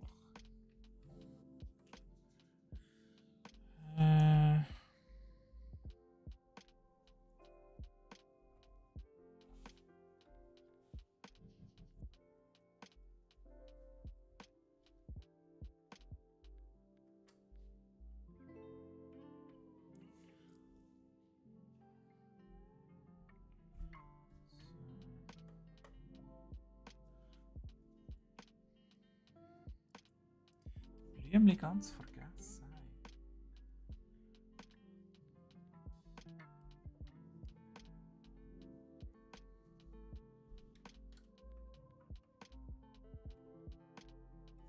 Und dann später wirklich auch noch richtige Blümchen.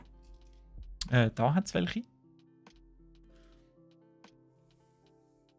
Irgendwann kommt das dann auch noch. So ein bisschen High-End Premium Artikel, die wir hier noch verbauen können. Der Stream geht heute bis um 5 Uhr. Ich tue das jetzt gerade aktuell nicht verneinen. Aber wir müssen es schon jetzt fertig machen, weil nächstes Mal sind wir schon zu früh fertig. Das geht natürlich auch gar nicht.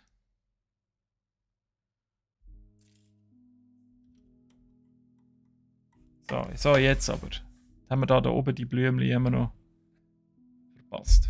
Also ich habe sie verpasst. So. Tue ich auch mal eingestehen. Zwischendurch.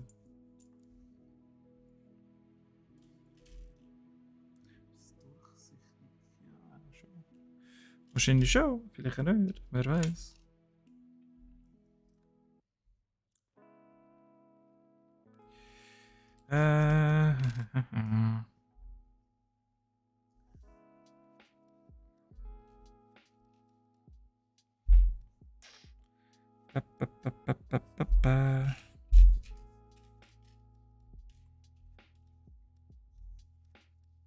Das Ding ist halt, es gibt nachher eben nochmal einen Sack.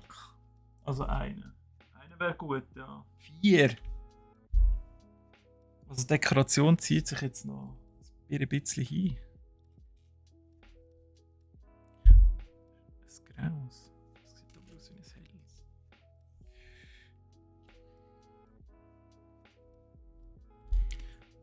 Ich hoffe, ihr haltet noch ein bisschen durch mit mir. Ich muss gerade wirklich viele kleine Gugus-Teile hier abzählen.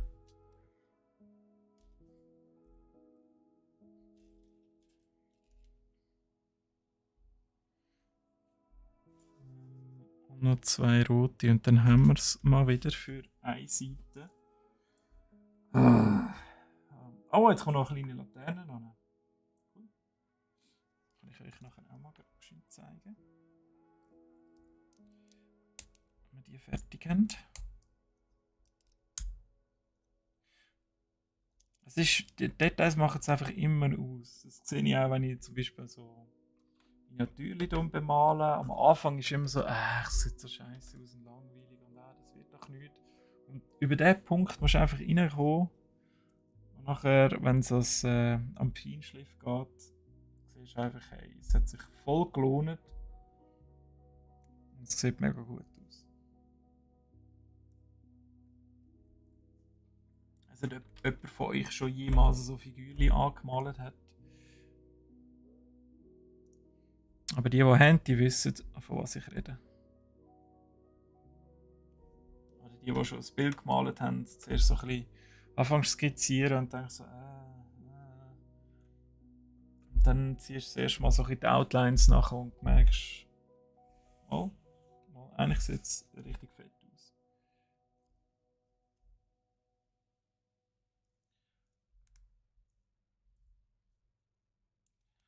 Jetzt gibt es noch ein Geländer für einen Mini-Balkon.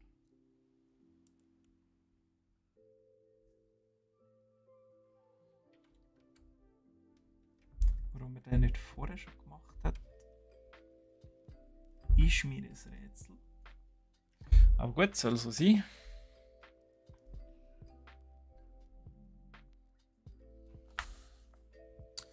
Ganz eine komplizierte Konstruktion da.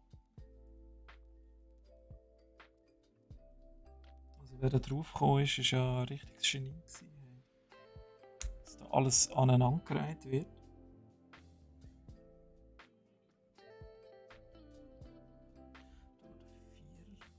Einer kommt. Mit Mitte. Oder was? Ah ja.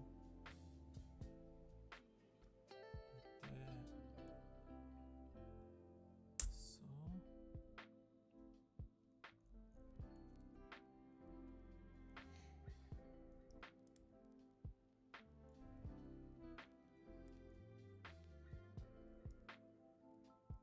Ja, ja, gang du schön mit dem Hund. Ich bin sicher noch da. Ich glaube schon, ja. Also die Chance ist sehr groß, dass ich noch da bin. 20 Minuten bin ich ziemlich sicher noch nicht fertig.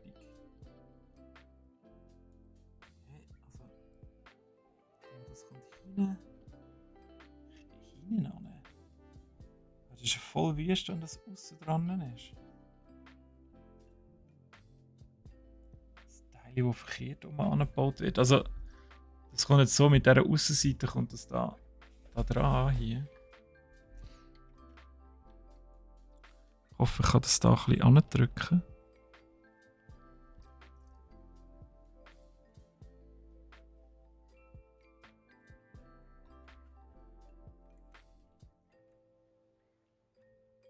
So, haben wir noch unsere wunderschöne Laterne. Wenn jetzt da noch ein LED drin wäre, gebt ihr dem 10 von 10.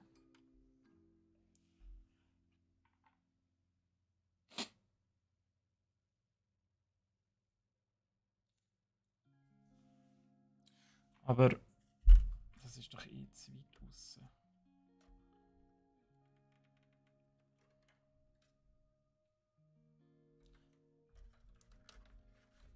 Also das kann nicht sein. Ah, das wird jetzt leider wieder ein bisschen peinlich. Es tut mir sehr leid. Aber zwischendurch muss man einfach Sachen reparieren.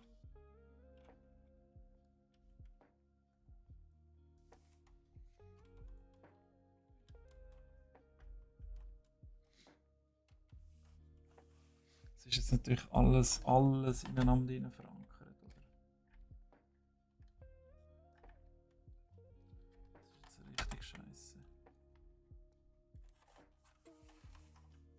Also, das Teil, das da außen ist, kommt logischerweise rein. Ich weiss nicht, wer das letzte Mal zusammen gebaut hat und das so platziert hat, aber das macht überhaupt keinen Sinn, so wie das jetzt ist.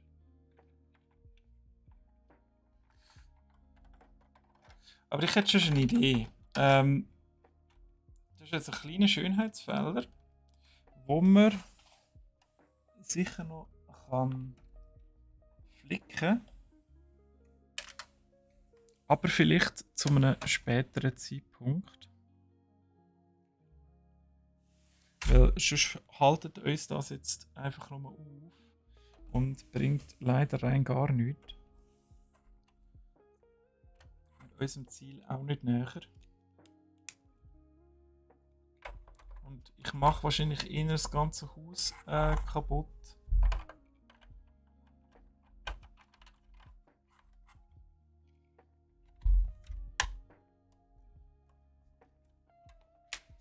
Wie zum Beispiel jetzt schon. Ah, heute ist wieder einer von diesen Tagen, hey. Tschüss, Blümli. Wo ist Blümli? Ah! Also, irgendwo ist noch das Blümli. Gut. Das Blümli ist davon.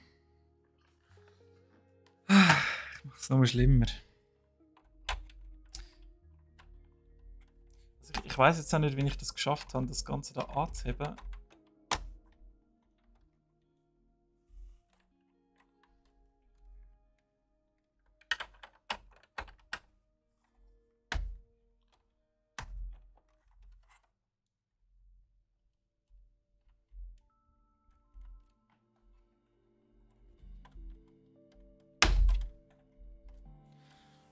So, okay.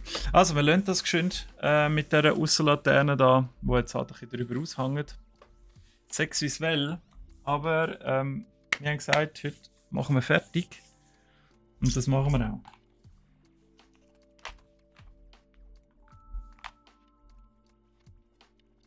Nachher hängen zwar noch mehr Dekoration dran. Wird es nicht einfacher, aber ich mache das offscreen geschwind noch.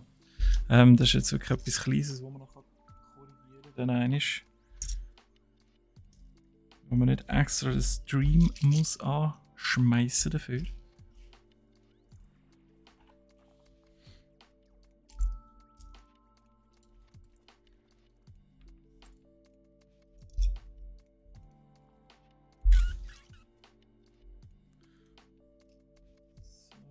Dann versuche jetzt auch wirklich ein bisschen konzentrierter anzugehen.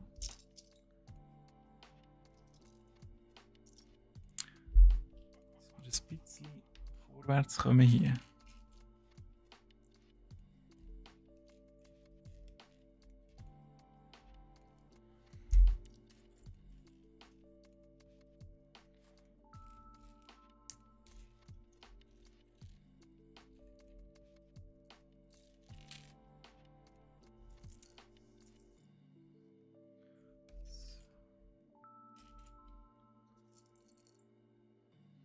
Es braucht aber auch so viel kleines Geschmäus.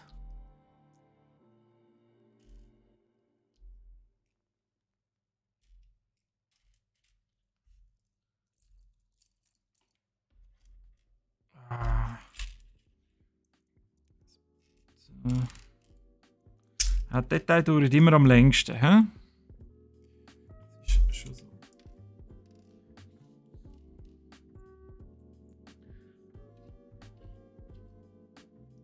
Das Grobe hat man schnell mal rausgeschnitzt.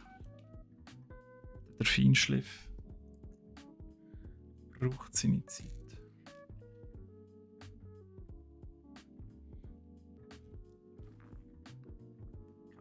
hell oder dunkel ist. Ich nehme mal dunkel.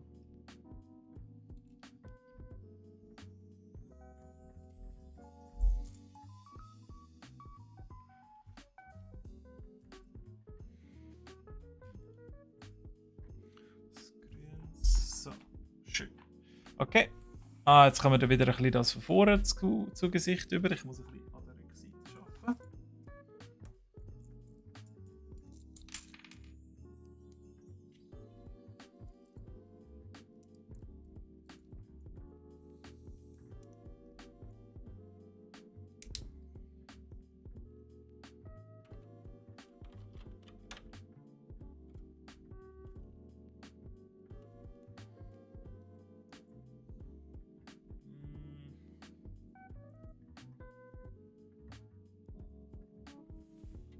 Gar nicht, was ich da am Bauen bin.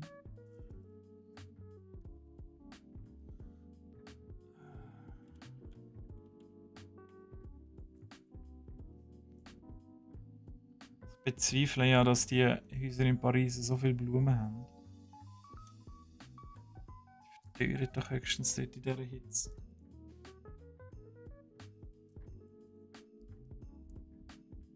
Jetzt sind wir im Sommer jetzt schon mal in Paris gewesen, also. Einfach gefühlte 50 Grad in der Stadt.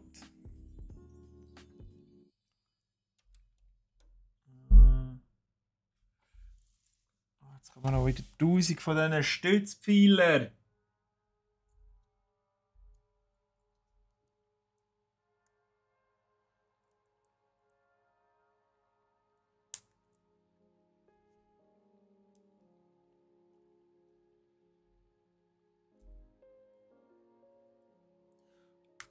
Nochmal ein Laternli. Für das Balkönli. Das ist auch so ein Schweizer Ding, he? Das Li. Die Verniedlichung. Da gibt es das in anderen Sprachen auch. Weiß ich gar nicht. Weiss nicht, ob jemand von euch das weiss, ob das in anderen Sprachen auch so ist? So eine Verniedlichungsform gibt von den einzelnen Begriffe.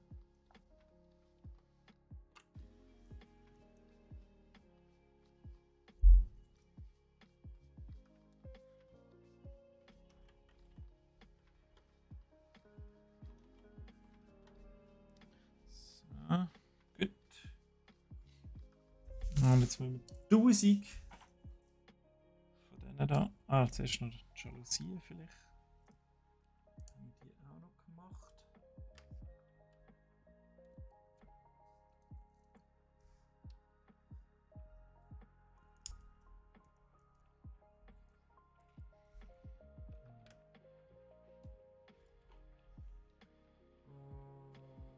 Was ist das?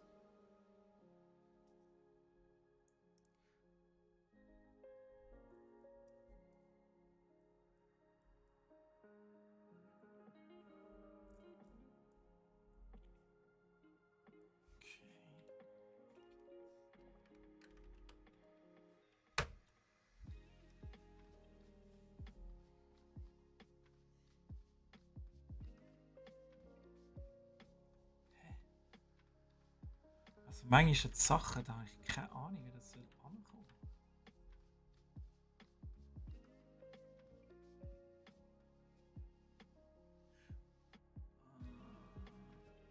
Das kommt da drunter.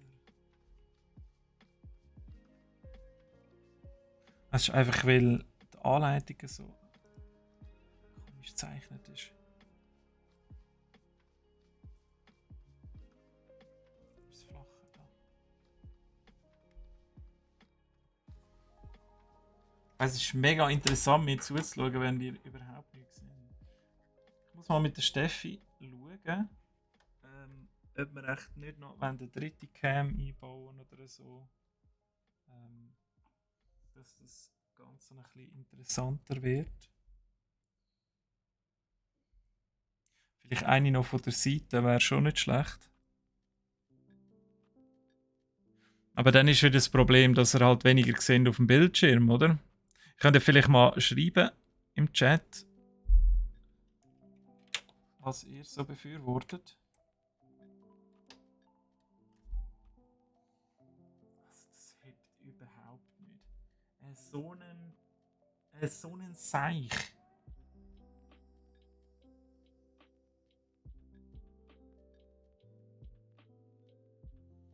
So einen Seich, das hebt überhaupt nicht hier.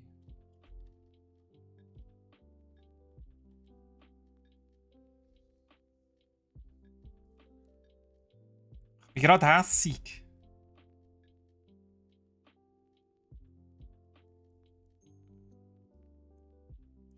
So, jetzt machen wir noch überall die kleinen Pfeiler an.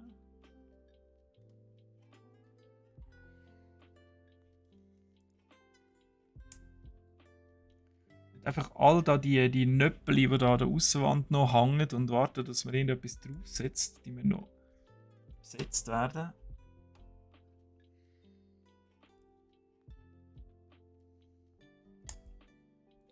Und da sehe ich schon, kommen nachher noch 10.000 Rosenranken, kommen auch noch dazu. Und ich auch wieder nicht wissen werde, wie man die zusammensteckt. Weil es einfach so schwer ist zum Lesen. Aus der Anleitung raus.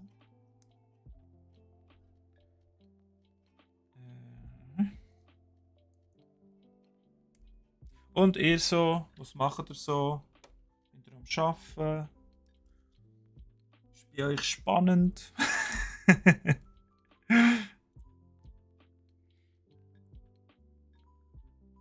In einen am Gurten vielleicht. Und schaut jetzt einfach Klemmbausteine. Das wäre auch noch witzig. Ja, es ist momentan gerade nicht so interessante Konzerte und ich habe jetzt einfach mein Bier in der Hand und wollte jetzt einfach mal chillen.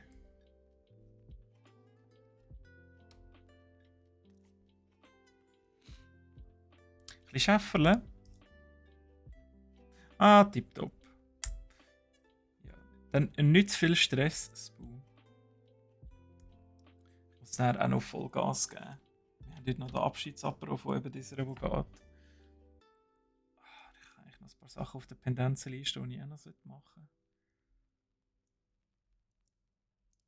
Und gleichzeitig muss ich hier das Set hier noch fertig machen. Wo einfach sich alle Mühe gibt, dass ich es nicht schaffe.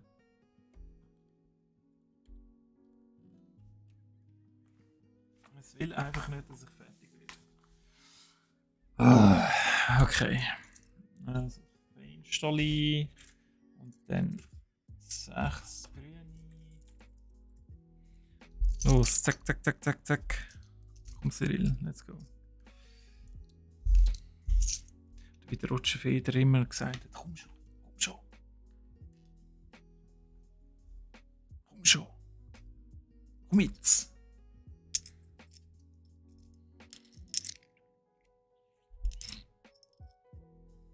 Es sind 5. Da, danke. Meine Güte, hey. Schwarze Clippis da. Clippis.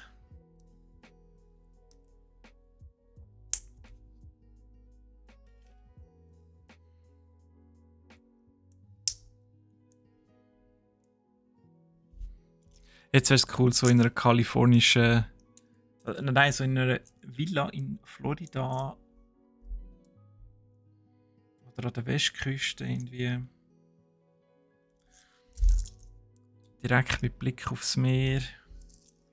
Da hast du so die Fenster offen, hockst so auf deinem Balkon, Terrasse mit dem Laptop. Bist am Arbeiten. Währenddessen wieder so eine lauwarme Meeresbrise ins Gesicht. Ah, schön. Kommt gerade ein bisschen Stream schauen. Genau. Kommt gerade ein bisschen Entspannungsgefühl bei mir. Auch wenn ich noch nie in so einer Villa an der Westküste am Meer war. Aber wir alle, oder die meisten, haben sicher 2,5 Men gesehen.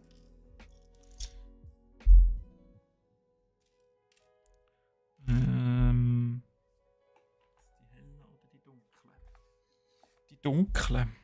1, 2.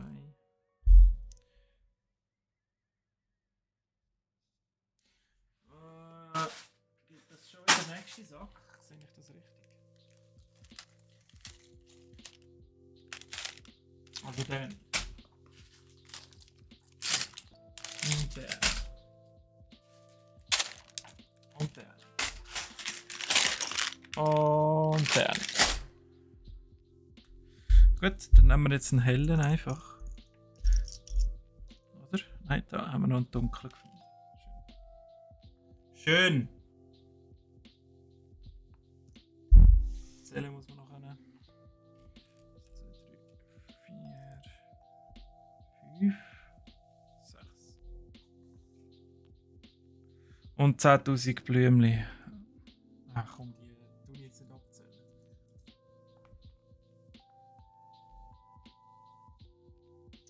Jetzt müssen wir noch ein bisschen Beetchen machen. Mit den Blümchen, die wir hier haben.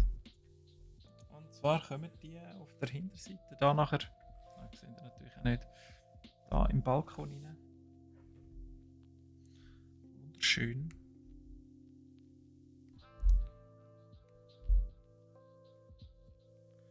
So, nehmen wir die mal geschwind ab.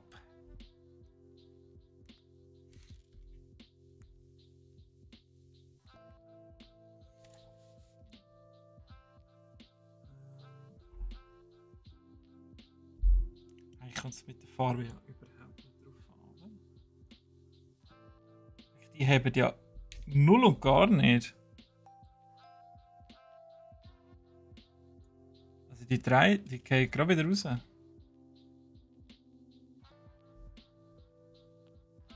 Muss das so? Dass die überhaupt nicht haben? Muss das so sein?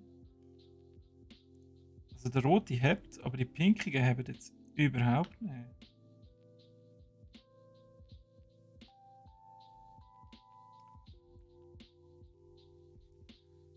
Leichte Verzweiflungsmomente wieder.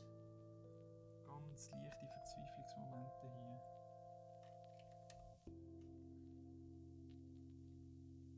Tun wir es einfach dran, wenn das schon drin hängt. So. Gut. Gut.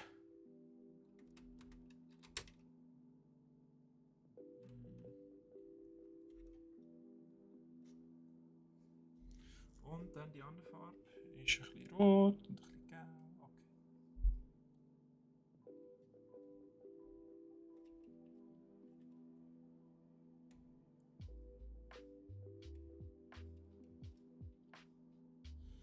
So, zwei Gali noch. Dann haben wir da wieder ein schönes Beetli.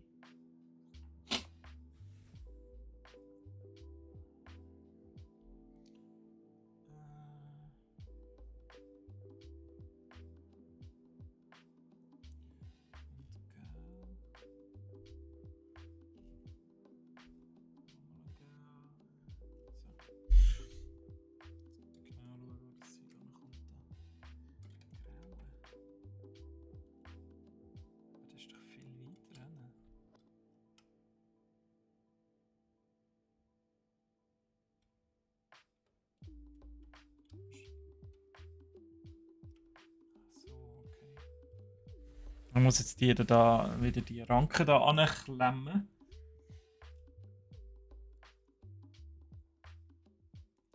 Es kann sich nur um Stunden handeln.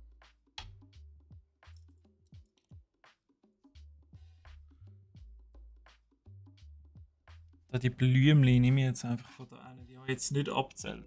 Wenn ein Blümchen fehlt, dann ist mir das sowas von Schnurzpiepen egal, ich sag's euch.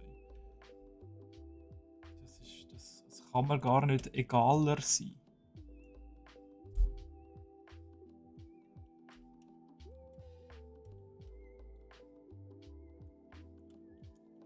Muss gar niemand von euch kommen und sagen, ja, aber es ist jetzt nicht fertig, weil du hast da noch eins vergessen. Es ist einfach niemand rummaulen hier.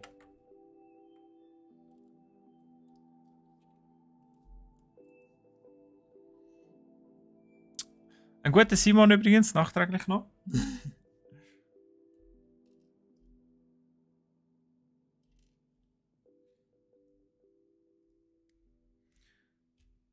Ich muss dann auch noch irgendwann nach dem Stream, also so etwa um 5, 6 gefühlt, muss ich auch noch irgendetwas zu essen holen.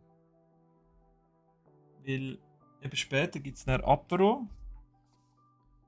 Und ohne etwas essen in Apero ist halt so ein bisschen. Ja.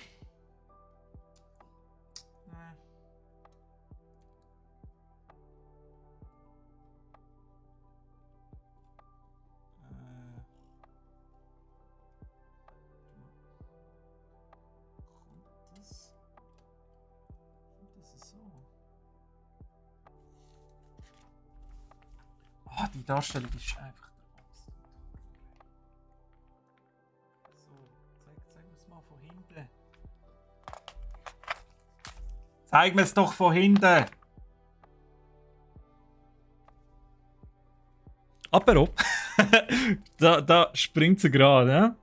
Ja, ja. Heute Abend ist Apero-Zeit. Ab der 4. Eben, wir haben den Abschied von der Mitarbeiterkollegin. Und sie dort noch ein bisschen verabschieden. Und uns natürlich ein bisschen betrinken. Nein, wir sind ja geschäftlich da. Es gibt nur alkoholfreies Bier und Hahnenwasser.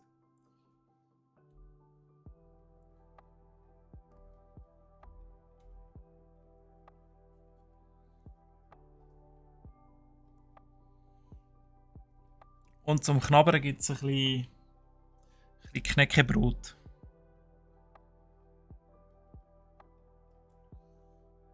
Mit fettarmem Joghurt.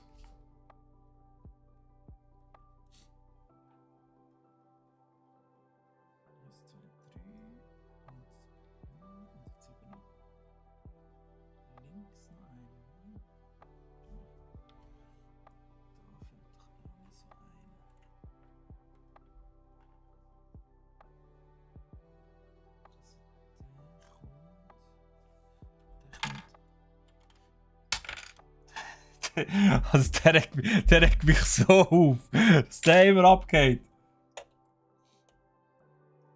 Könnt ihr euch nicht vorstellen, wie mich der aufregt?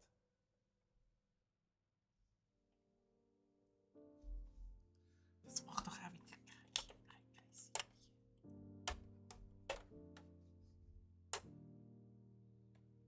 Was kommt denn zuerst? Zuerst kommt das andere noch.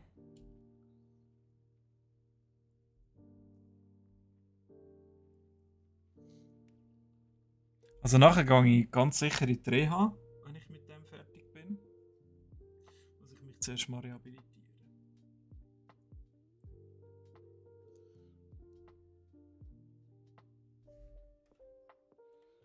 So, und jetzt? Wo kommt sie jetzt an?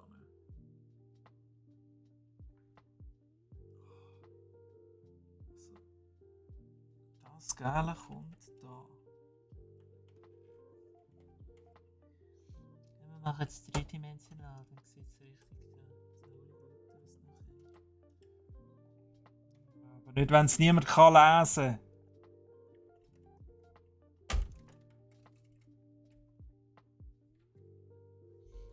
Also irgendetwas stimmt mit dem da nicht.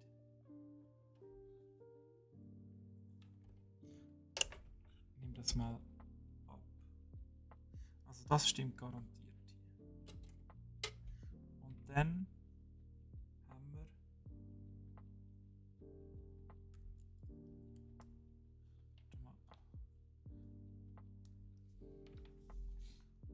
haben wir das da. Das Gelbe kommt. Nein, das ist nicht das. Das da. Kommt hier auf der untere Ecke. Gut. Und dann nehme ich das gleich weg. Und das da kommt das Pinkige auf. Nein, das Gelbe. Ach, der hure Pfeil. Das Gelbe kommt so.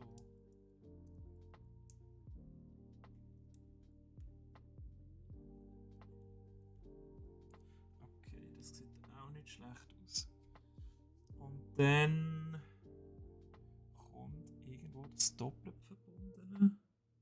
Kommt rechts oben hier. Oder? Ja, das geht auch zusammen. Und dann haben wir noch das da. Und da kommt das oberste Gele mit der Mitte. Kommt da unten an. Also, sorry.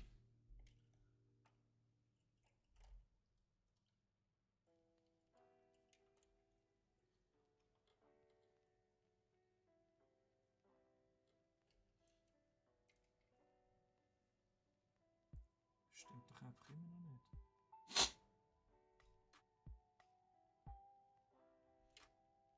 Das müsste eins über. Hey, es tut mir mega leid. Es ist einfach wirklich der Horror.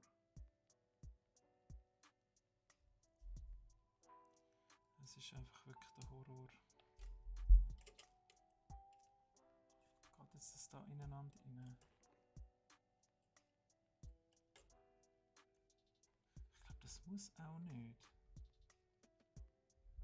Und jetzt machen wir das hier noch einfach so dran.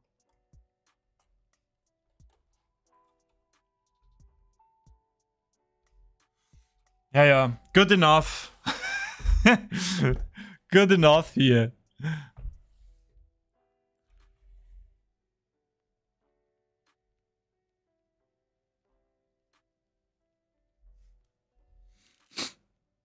So, jetzt muss ich geschwind ein bisschen nachlesen. Pizza im Ofen, ein guter Roleplay in dem Fall. Nachträglich auch noch. Zwieback. Ja, Zwieback. Nein, Zwieback ist ein bisschen teuer. Wir haben uns für das holländische Knäckebrot entschieden. Also wenn das halt nicht so dies ist, dann tut es mir leid.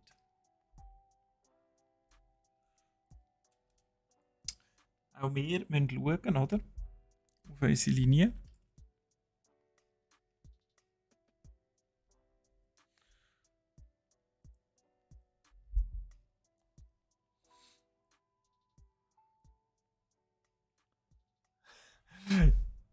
Ja, du kannst sehr gerne übernehmen hier. Roleplay. Da kann ich wirklich rehabilitieren und mich zurückziehen in meinen nicht wohlverdienten Ruhestand.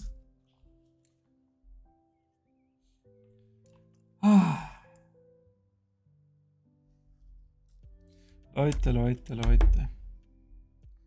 Leute von heute. So, also jetzt machen wir da oben noch die Dächli an. Da oben. Das vielleicht so ein bisschen so heben. Sieht man ein bisschen etwas.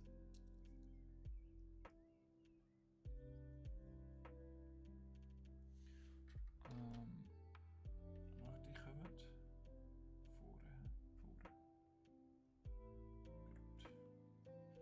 Und hinten dran kommen die.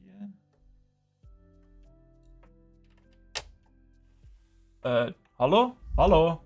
Hallo? Ja, tschüss. Tschüss. Hey, wo bist jetzt du, Anne? Hey, der hat sich einfach verabschiedet. Hey, so eine Sauhund. Der hat einfach gesagt, ich habe keinen Bock hier.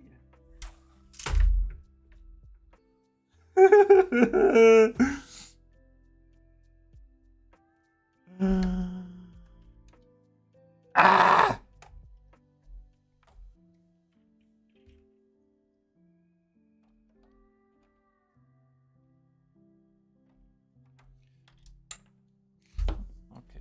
Okay. Es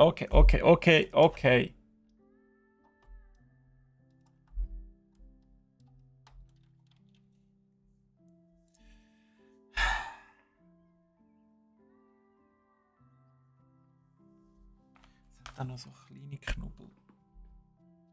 Also der fehlt ja einfach so einen kleinen. Ich tue jetzt den da einfach da rein. Wenn wir den... Also ich habe den vergessen, das anderes Mal, oder? Sonst macht das keinen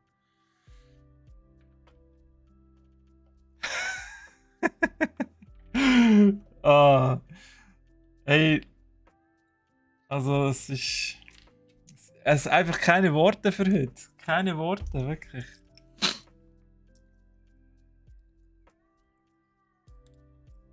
Das ist so eine richtige Meme-Folge. Das ist einfach eins verdammtes Meme hier heute.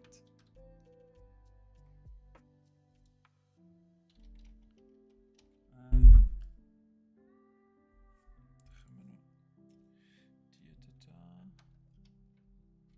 da noch an.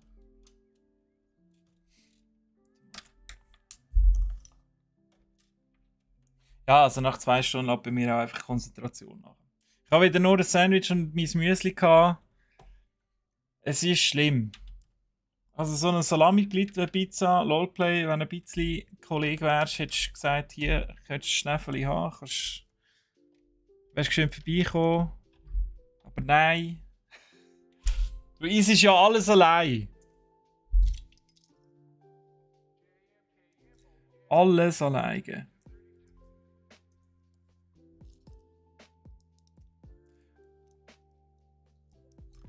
So, und jetzt da vorne.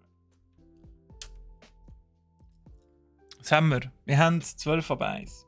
Also ich mache jetzt das eigentlich einfach fertig. Ich will nicht mehr weitermachen mit dem nächstes Mal.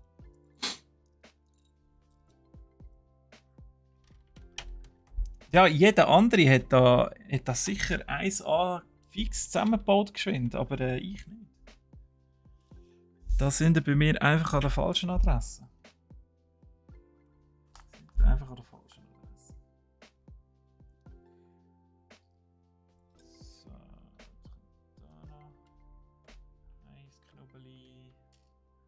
2 Knubbeli. Ich weiss auch nicht, was der Estrich da oben bringt, weil da siehst du eh nicht rein. Und du kannst ihn auch nicht aufmachen, kannst nicht damit spielen.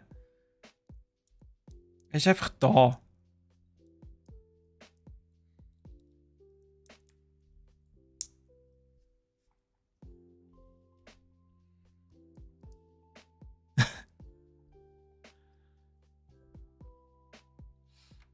Ja, sorry, ich habe gedacht, wir machen da mal noch geschwind etwas anderes.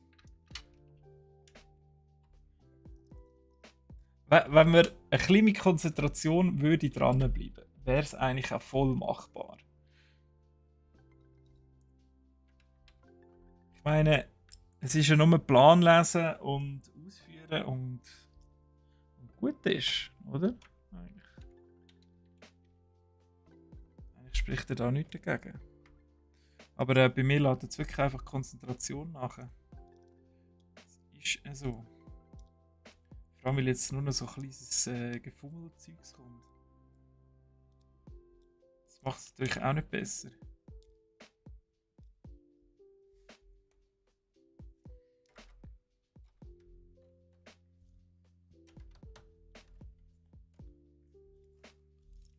Aber sie sehen cool aus, da die Arches. Die Bögen. Fensterbögen oder wie man dem immer sagen, Abziehbögen.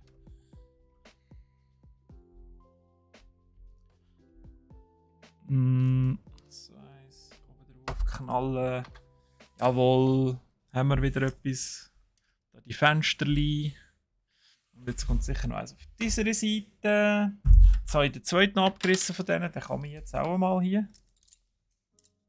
Schön, he? Wie so von einem Entspannungsstream wird es einfach zu einem Hass-Stream. Ah. Busa. Okay, also jetzt wieder die da rein.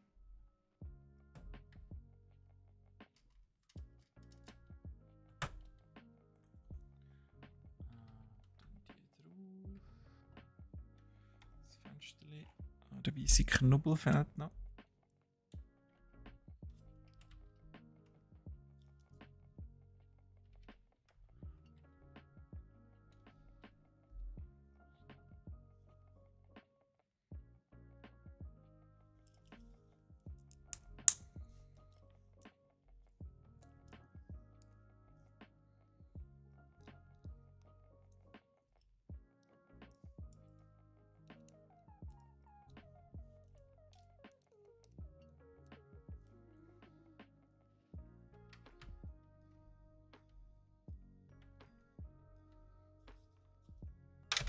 Ja, bleib da.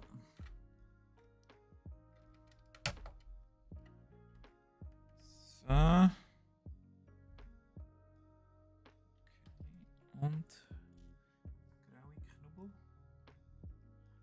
Schön. Ja, was ist eigentlich mit diesen kleinen da? Ah, die können wir noch da voran. Diese Seite. So. Schon wieder so ein Surgefummel.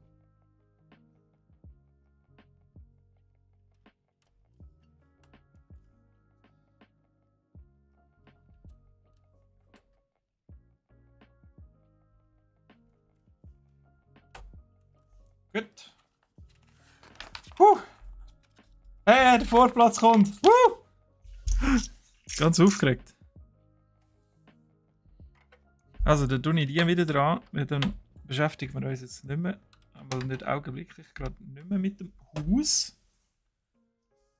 Ich schaue nochmal geschwind um. Was habe ich jetzt gesagt? In der Style. Also, ein Blümchen muss ich noch suchen. Und das weiss ich. Also, ich kann geschwind cheaten. Aber ich glaube, wir brauchen die Blümchen auch noch. Und sonst sieht es nicht schlecht aus. So, okay. Gut. Ganz viele Dachteile noch für euch. Passt mir gar nicht. Let's go. Vorplatz. Grüezi Tapetenhemd. Willkommen zum Stream. Schön haben sie es auch geschafft. So, also.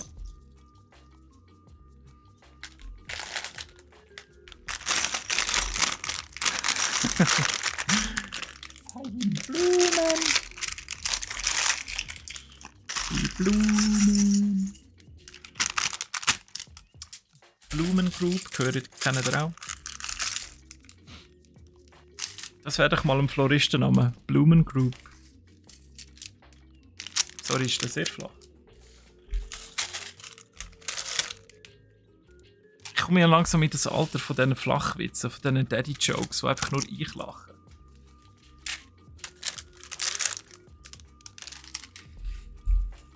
So, ich habe jetzt einfach alles aufgeschrissen. Scheisse.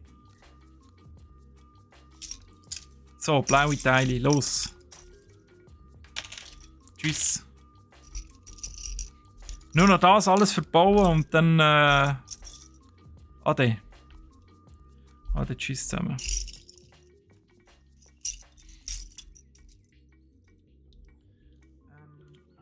Acht. 4.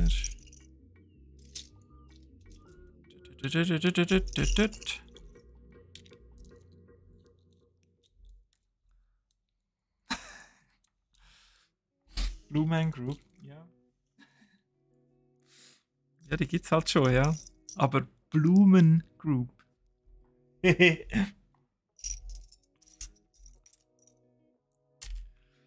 Ein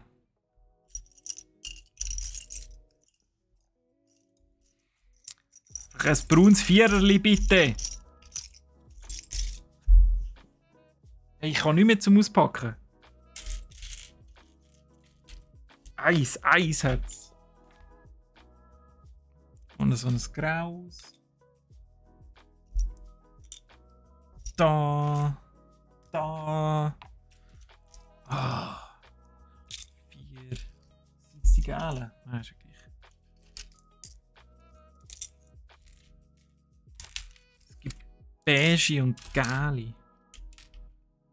5. 6.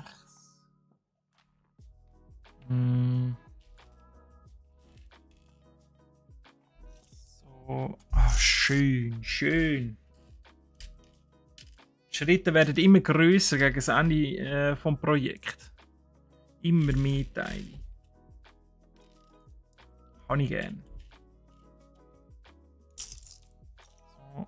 Eins brauns, Nummer 1. Okay. Nummer 1. 1, 2. Da ist es. Auch keine Reserve. Ja, keine Reserve beilegen.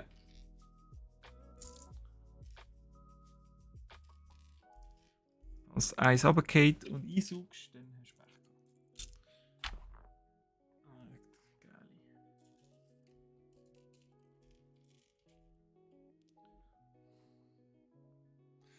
Döner mit allem und scharf. Habe ich gestern schon gehabt. Hey, auch nachher irgendwie, keine Ahnung, ich weiß auch nicht. Ich habe mir noch keine Gedanken gemacht, was ich nachher esse. Irgendetwas wäre schon mal ein Anfang.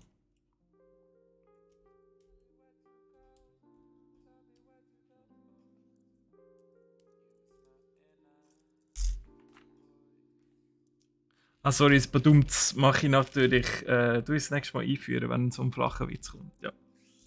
Sonst erkennt man den gar nicht. Der ist ja so flach, ist schon klar. Gebe ich dir recht. So, okay. Hey, ich sehe endlich wieder etwas, was ich baue. Wie ich es falsch baue, vor allem.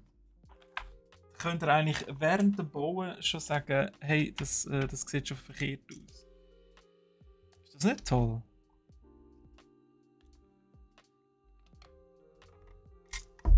Zum Beispiel so, schon mal. Auch wenn es wahrscheinlich überhaupt nicht darauf ankommt, wie das jetzt angeht. Ankommt. Ah, da musst du wieder so drücken. Wieso haben sie da einfach gerade so grosse Bruni gemacht? Wo ich einmal draufklatschen kann. Die nicht gesehen, dass ich einmal schon mal fertig werden mit dem Zeug.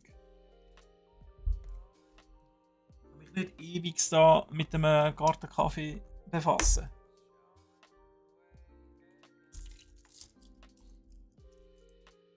Ah, von denen braucht es 7. Na gut. 1, 2, 3.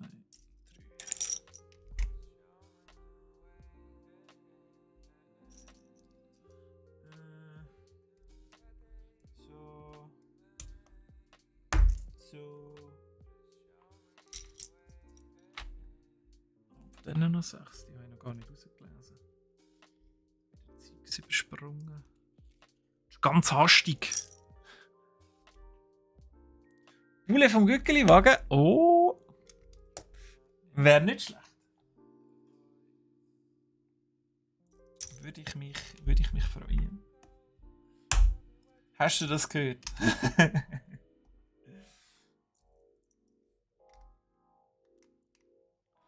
Ja, bei Ikea hat es wirklich ein bisschen Reserve. Also es hatte auch ein paar Reserveteile gehabt. Aber einfach nicht von denen, die ich brauche.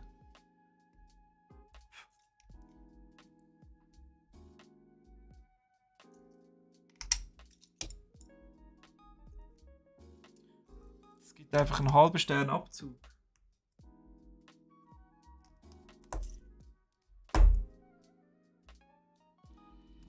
Es gibt sicher in so einer Blumenwiese. Sie sind schon nebendran. Es gibt eine Blumenwiese übrigens. Wir jetzt hier ein bisschen Dreck anpflanzen. Also es ist wirklich nichts anderes als Dreck.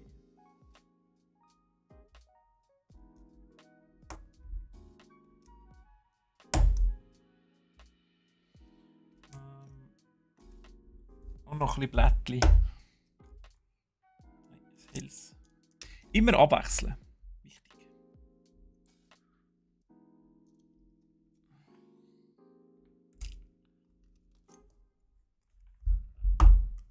Eine Salami-Pizza ist, glaube ich, wirklich die sich am meisten verkauft, oder? Warum echt? Also warum ist es nicht Prosciutto? Ich finde zum Beispiel Prosciutto finde ich mehr Standard als Salami-Pizza. Aber ich glaube, das kommt auch wieder von Amerika. Salami.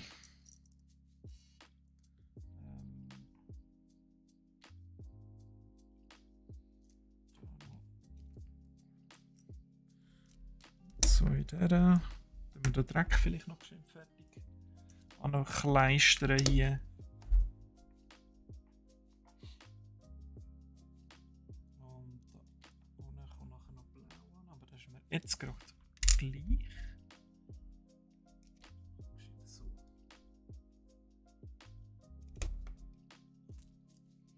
Also ich kann nachher so richtige Bizeps-Daumen haben.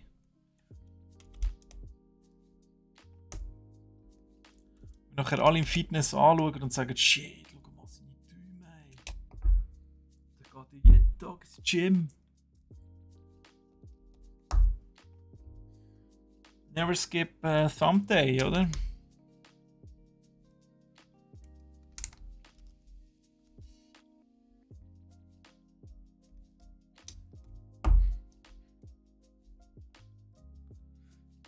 Büffelmozzarella-Pizza, ja, sehr, sehr, sehr geil. Oder Burrata. Burrata-Pizza.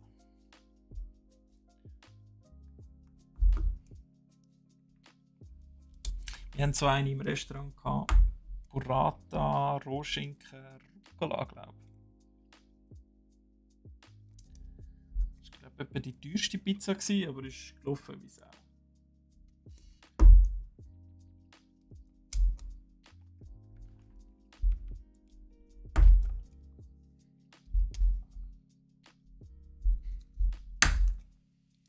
Ich muss wieder morgens sein. Es sind Einerteile. Es sollte ja eigentlich nicht so schwer sein, dass die reingehen. Also morgen habe ich sicher einfach einen Zentimeter Hornhaut.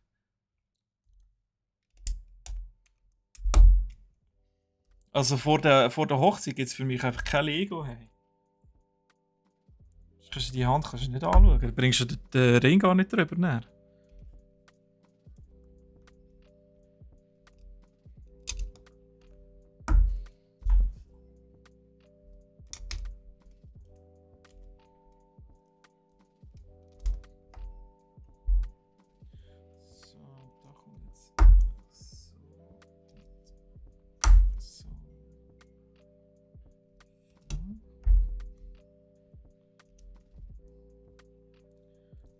Bruni, warum auch immer.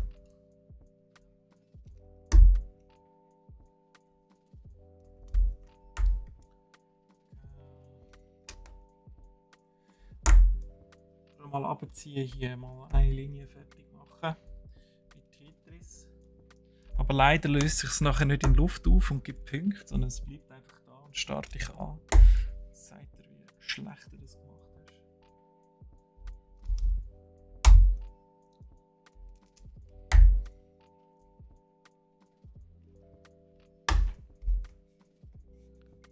Zerrig im Daumen, ja. Mindestens. Mindestens eine Zerrig im Daumen.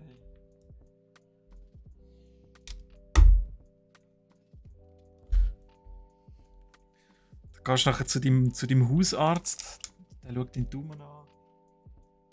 Oh, was haben denn Sie gemacht? Ich habe Kleinbausteine zusammengebaut. Ah, ja, okay. Ja, hocken Sie so den anderen an, wir kommen gerade.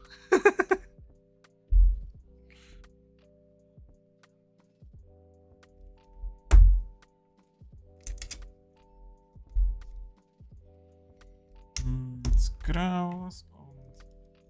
So, fertig, lustig, hey. So, blau, blau, blau, blau, blau, blau, blau. Blau, blau, blau. Da auch noch.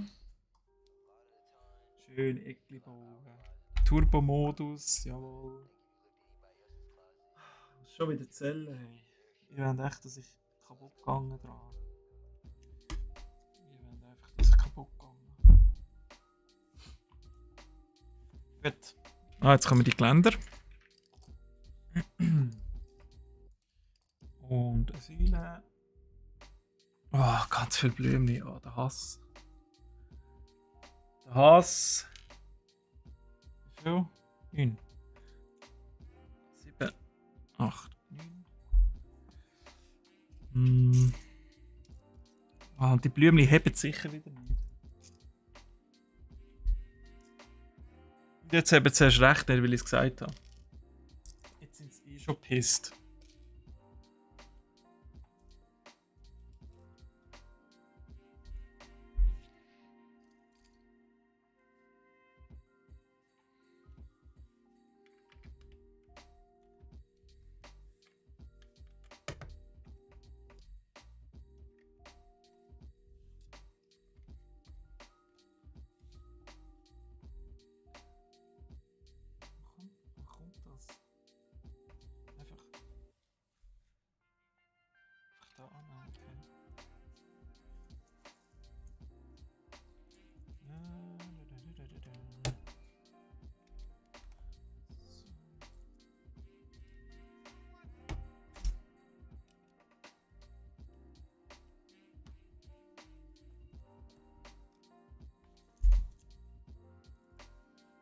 Ah, weiße Kabels. Brauchen wir auch noch. Müssen wir da die grusigen Löcher anschauen? Also ich finde, das Weiße passt jetzt irgendwie nicht so dazu. Aber ja, vielleicht im Ganzen eher. Wer weiß.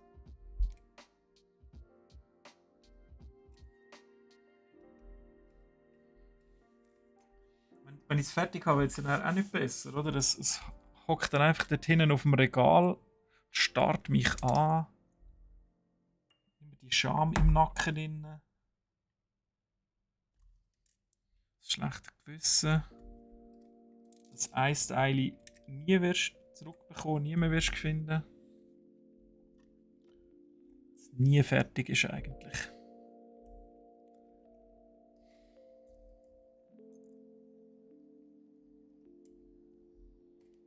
Was ist das überhaupt für blauer Stein?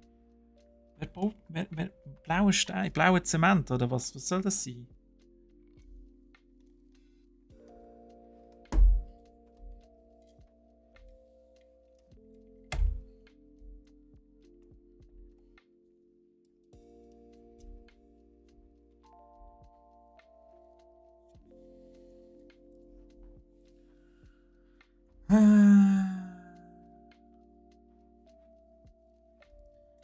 Da. Da. Da. Ja, alles voll. Habe ich mega Freude.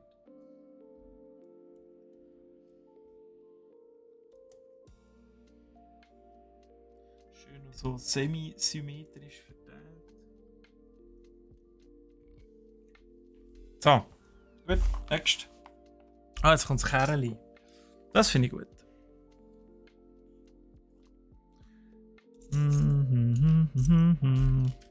Wo ist die Achse?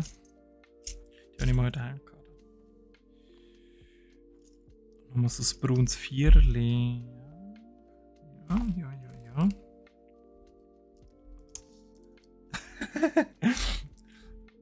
Ich hab Bock aufs Fertigwerden. Ja, ich bin voll motiviert zum Fertigwerden jetzt einfach, aber ich überziehe schon eine halbe Stunde. Ich kann nur hoffen, dass nachher niemand dran ist. Ich glaube es nämlich auch nicht. Ich weiß gar nicht. Kann mal jemand im Streamplan schauen? Ich glaube nicht. Ich glaube, am Nachmittag ist niemand dran. Höchstens um 3 vielleicht. Wäre möglich.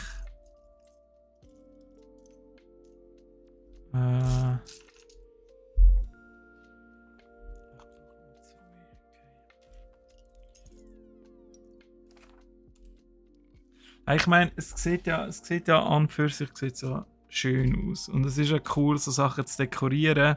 Da sollte man einfach ein bisschen mehr Zeit haben.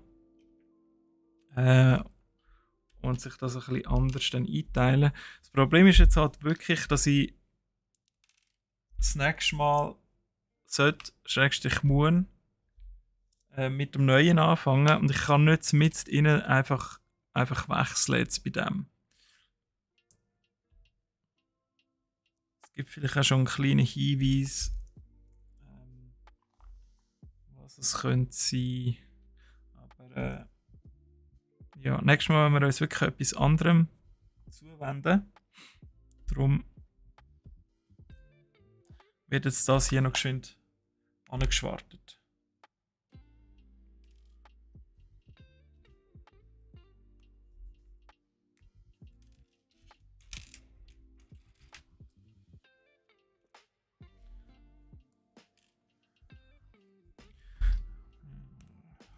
Herrlich, so viele Blümchen. Lieblingsbeschäftigung. Blümchen abrupfen.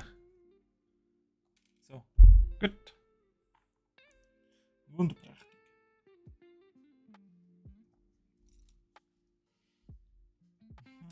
Das ist eigentlich...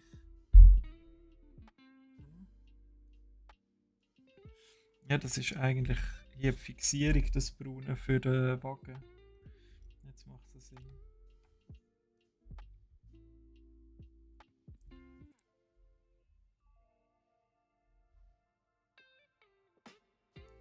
Ist niemand dran? Super, merci vielmals.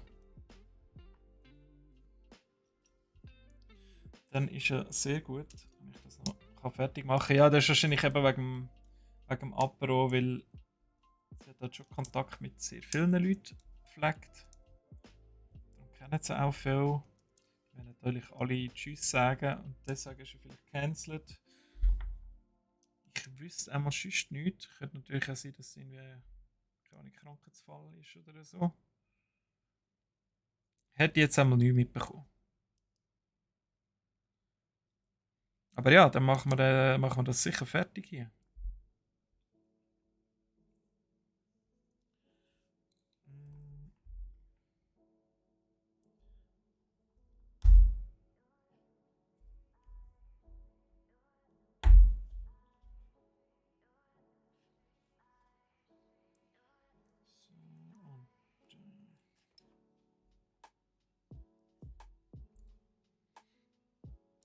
Also ich bin halt auch ein Mensch, der mega gerne Abwechslung hat. Steffi würde mich schon anschnauzen, also sollst du einen Streampay geben? Nein. Ja, vielleicht, ja. Aber ich glaube, sie würde einfach so übernehmen oder so. Aber ich habe hier auf dem PC nichts, was ich dazwischen springen kann. Aber ja, was ich wollte sagen, ich bin halt schon ein Mensch, der mega gerne Abwechslung hat. Darum bin ich auch froh, wenn es nachher wieder etwas Neues gibt, wo ich mich kann reinversetzen und dran rumbasteln.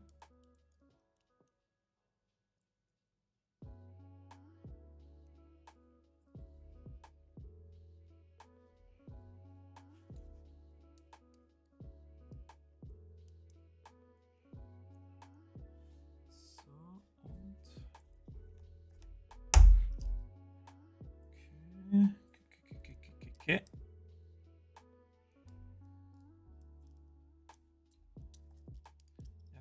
Ja, wieso nicht? Geh doch ab.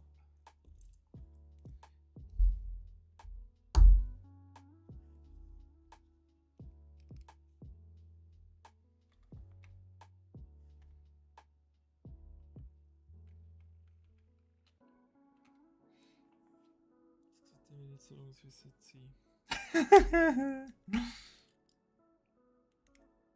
Warte mal. Ist das richtig? Ja, mal, ist schon der richtige Abstand, wenn ich es gemacht habe. Hat's denn da. Ist das gar kein Karren oder was? Das ist gar kein Karren, das ist einfach so ein Dekoteil. Und das da ist ein Tisch. Ja, aber das sind jetzt also falsche Erwartungen geschürt worden. Wo kommen die grauen Knubbis an?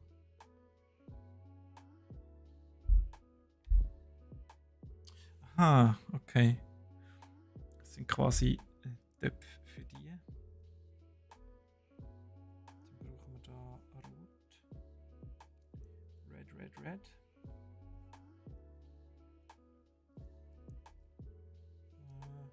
Oh, Gel habe ich noch gar nicht abgezählt. Auch nochmal 11. Kanone fehlt. Wäre ich auch voll der Freund davon. Kann man das nicht die Luft jetten hier. So. Also. Dann so. Einmal Blümli. Und dann nochmal genau das Gleiche.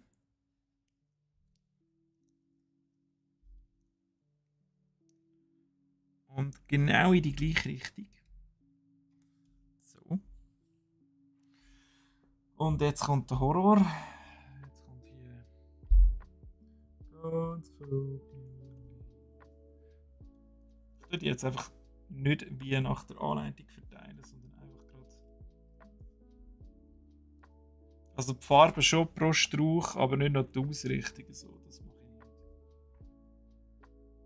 Da wirst du schon irre haben. Und es.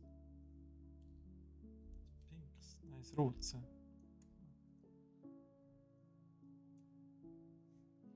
Und dann da pink.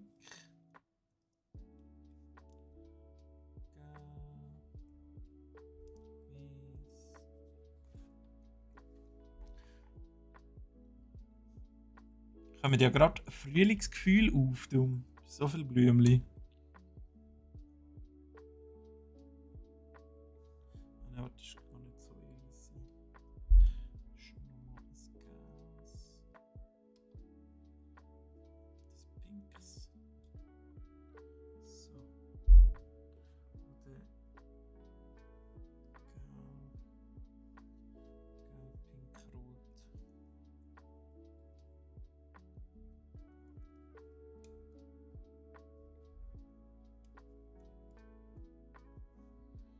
Und dann nochmal gelb, pink, rot.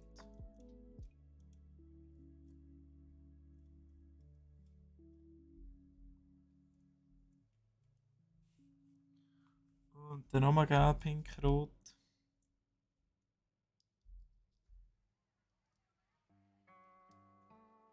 Oh, das wird aber zu eng hier. Leute.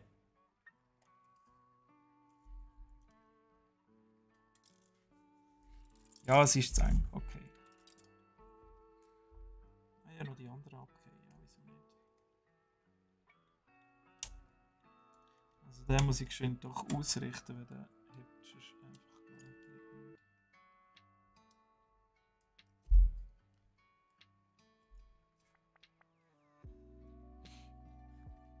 So. Und dann, was haben wir gesagt? Pink noch. Und gelb. Den muss man auch noch ein bisschen drehen.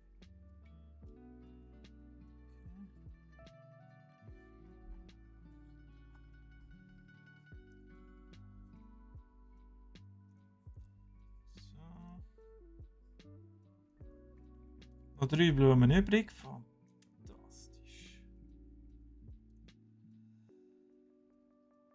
Hey, schau mal. So schön.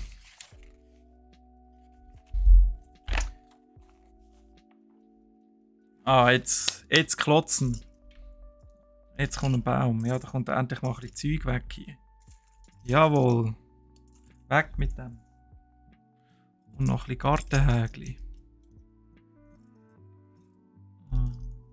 Da. Und die da. 1, 2, 3, 4. Stamm.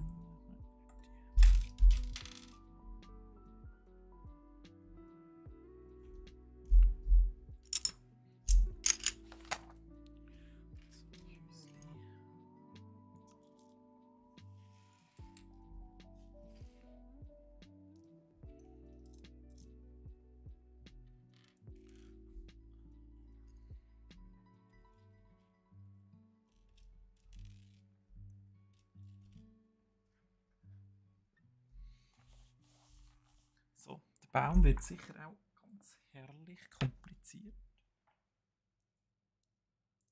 So, wunderschön verwinkelt ist.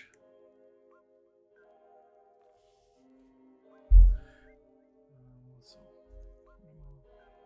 fangen wir mal unten an. Das ist vielleicht besser. So, einmal so. Einmal so.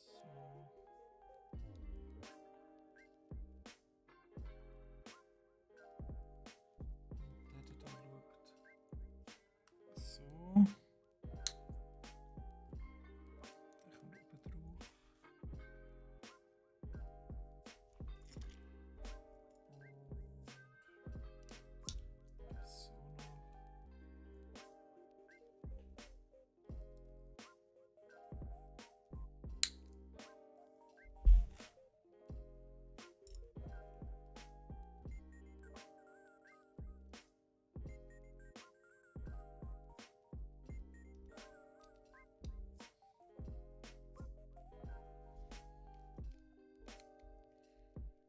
Mhm.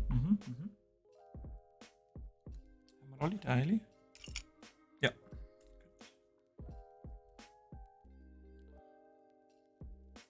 Jetzt mal schauen, dass ich da die wieder richtig ausrichte.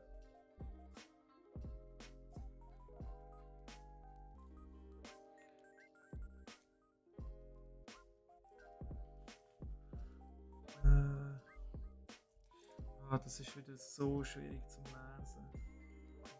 Einfach nicht siehst, was draufkommt.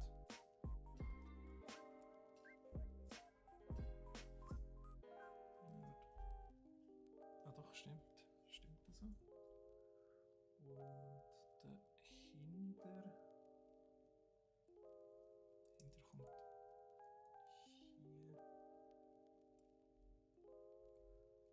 Auf die Seite dreht.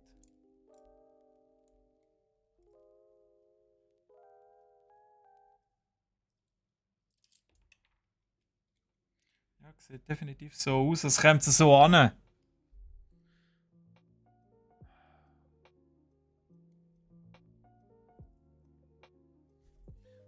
wie sieht denn das nachher aus?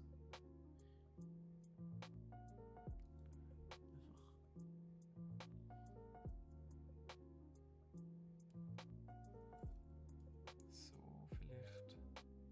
Das könnte noch sein.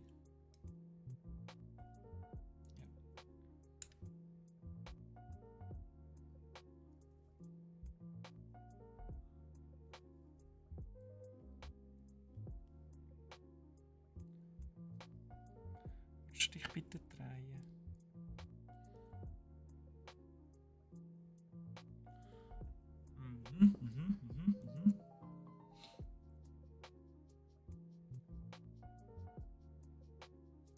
Dann sehe ich wieder rein gar nicht.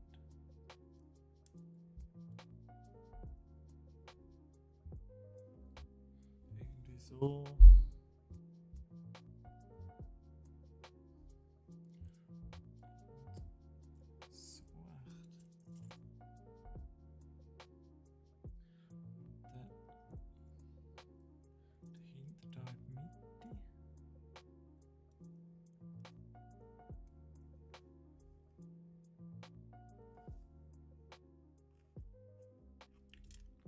Muss ja da sicher einklinken, oder?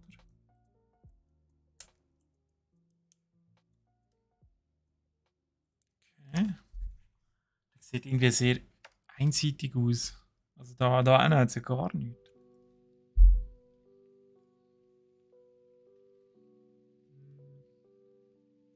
Der eine ist so, der andere ist dran. Aber mir ein bisschen schräg. Kommt da doch nicht dran. Kommt einfach so ein bisschen dran.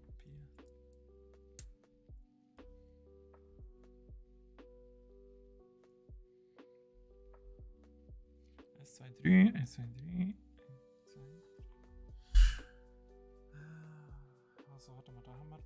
Fehlt da einer noch einer? Ah, da fehlt noch einer. Und zwar der kommt.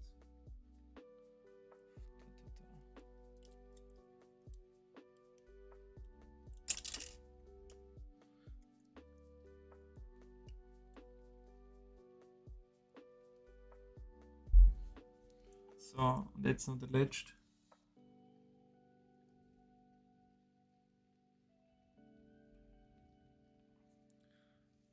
Ein Traum von einem Baum. So. Ade, merci.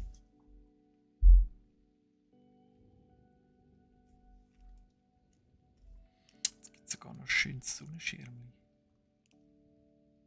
Unglaublich.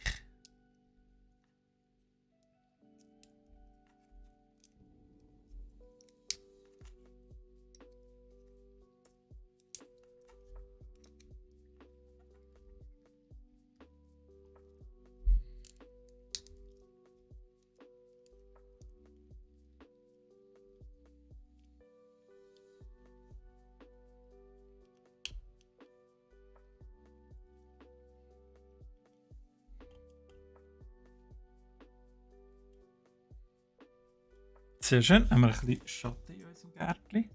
Ah, und jetzt weiss ich auch, wofür die da genau sind da am Boden. Da kommen die Zäune an. Wenn sie dann haben. Und ich mir nicht meine Finger damit aufspießen.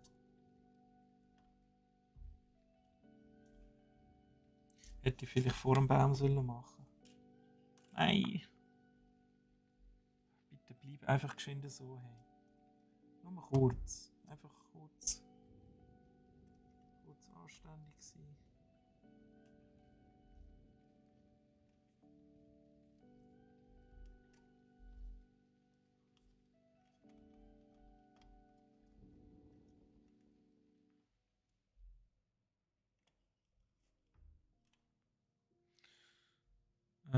Der ist in der oben. So.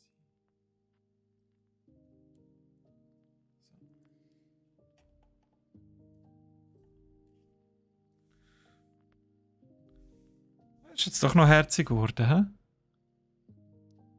Also für ein Vorplätzchen hier.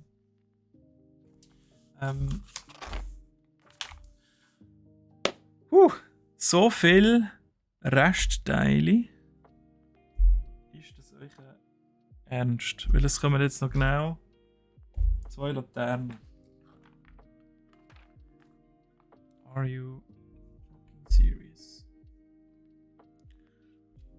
So. Nochmal so eine schwarze. 4 von denen.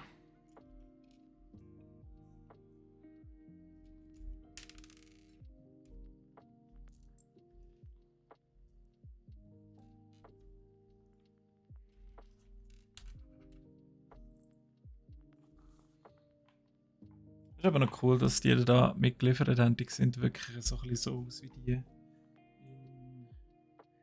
Paris.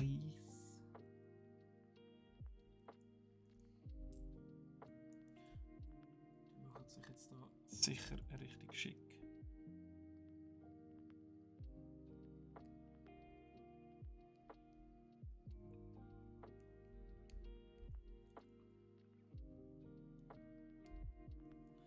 Das kommt Kopf über.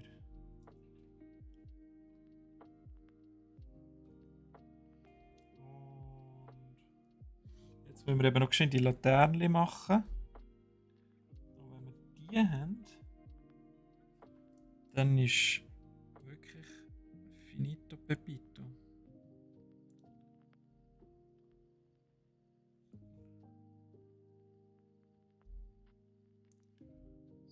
So.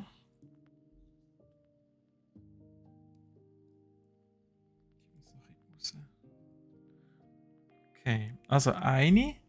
Die eine kommt so. Ist eigentlich völlig gleich, wie sie kommt. So, dann haben wir da mal eine Laterne.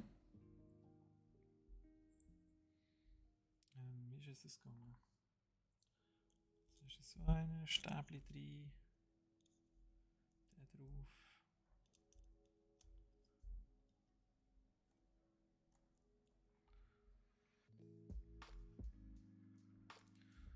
So, die letzten Sekunden vom Garten, Pariser Gartencafé geschlagen. Die letzten Sekunden von meinem Oberstübli auch. Die letzten paar Hirnzellen verabschieden sich jetzt dann in dem Moment.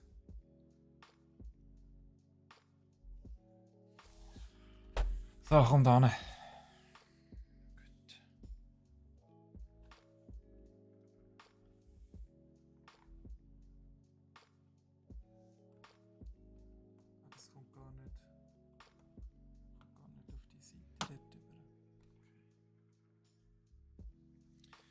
So. Also es hat, ich weiß nicht, ob ihr das da einen seht. Es hat 10'000 von Teilen, die Führung sind. Mir gleich. Also ich kann mir nur vorstellen, dass die wirklich so ein bisschen extra sind. Ich schaue mal, ob es vielleicht noch ein Teil hat, das man könnte brauchen, weil eins von diesen grauen zum Beispiel ja fehlt. Ist jetzt aber...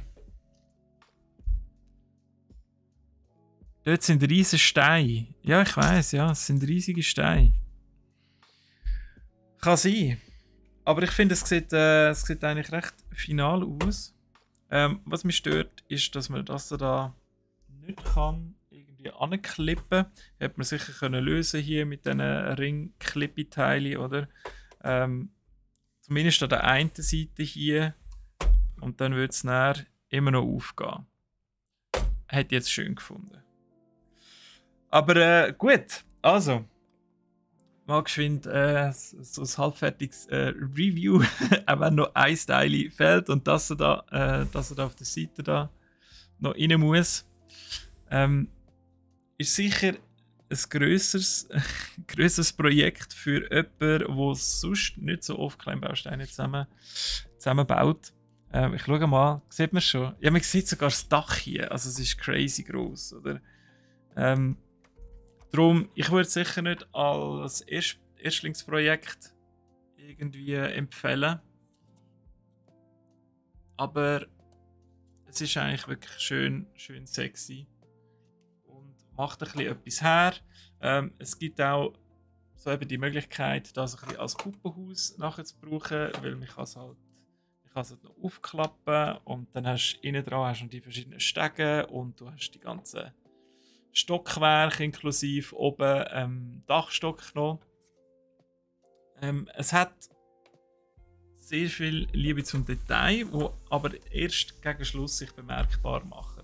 Also ich finde zum Beispiel auch da die, wenn ich da nicht gerade wieder die Laternen abreisse, die da, die finde ich mega herzig gemacht. Also ich finde, das gibt dem Ganzen eben so ein bisschen den typischen Charme von diesen Bauten, der hat sehr viel Charakter. Und man kann es halt eben noch mit dem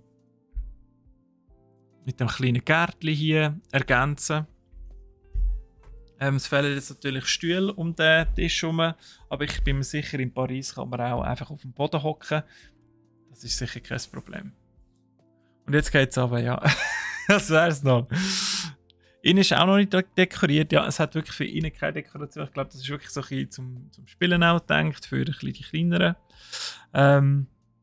Ja, es war zwischendurch halt ein bisschen ein Murks gewesen. Jetzt bei diesen Teilen hier von Wangen. Sie gehen nicht immer so smooth ineinander rein. Vom Aufbau zwischendurch ist halt auch wirklich ein bisschen gewackelige Sache gewesen, weil sie haben sich nicht immer so schön verkeilt gehabt. Also auch Planung von der Konstruktion von dem ist nicht jetzt auf oberstem Niveau, aber auf gutem Niveau. Ich für mich als Anfänger hätte ich sicher gerne gehabt, wenn man in der Anleitung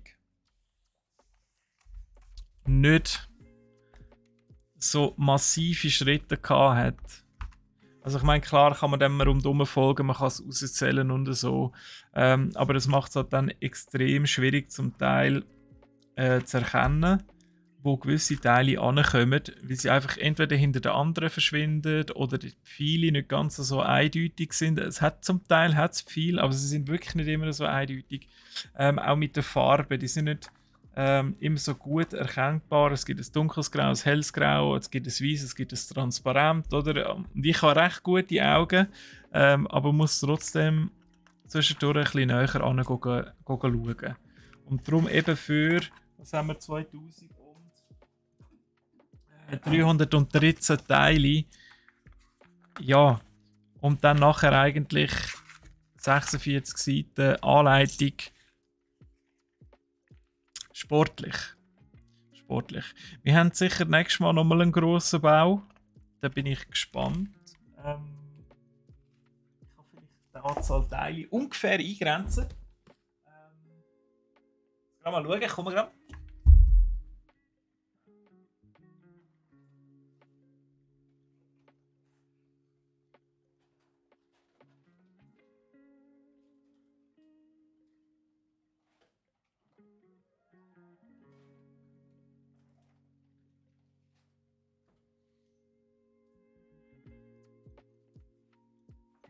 Interessant. Die Anzahl Teile steht nicht drauf. Aber nein, ich zeige es nicht. Überraschung jetzt fürs nächste Mal, was es gibt. Aber ich verspreche mir viel davon. Ich verspreche mir auch, dass es viel leichter fällt, um das Ganze zusammenzubauen. Vor allem für jemanden wie mich. Ja, du kannst jetzt so lang da übeln, Lolplay. Es gibt's. Randale! Es gibt's dann nächstes Mal.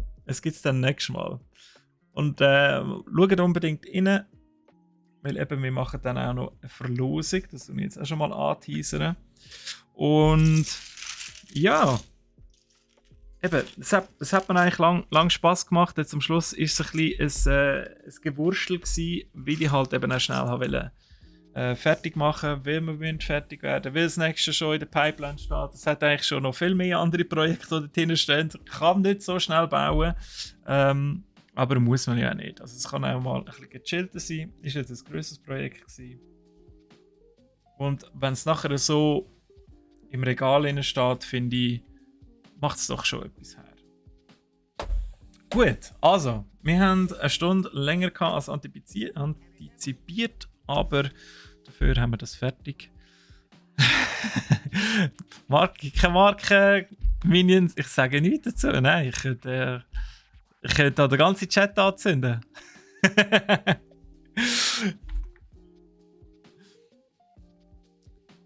Ich schreibe dir, wenn ich Hilfe brauche, ja. Das ist gut. Also, merci vielmals, dass ihr mit mir durchgehalten habt. Jetzt eine Stunde länger als normal, bis um 2. Und das Gartenhäuschen hier fertig gemacht haben mit mir. Mehr oder weniger fertig. Ja, aber ist jetzt weniger schlimm. Ich hoffe, ihr habt euch auch ein bisschen amüsiert gehabt. Und nehmt das nicht immer so ernst, wenn ich mich da dran aufrege. Das ist immer so ein bisschen aus dem Affekt raus. Aber ich glaube, da bin ich aber nicht immer alleine. Eben, wir sehen uns nächste Woche wieder am Donnerstag, auch wieder von 11 bis 1, nicht bis 2. Und dann gibt es eben das nächste grosse Projekt. Und ja, merci vielmals, dass ihr so zahlreich da seid, dass ihr ein bisschen gechattet habt, dass ihr mit mir da ein bisschen Klemmbausteine zusammengesetzt habt. Und dann sehen wir uns in einer Woche wieder. Merci euch vielmals und habt's gut. Tschüss miteinander.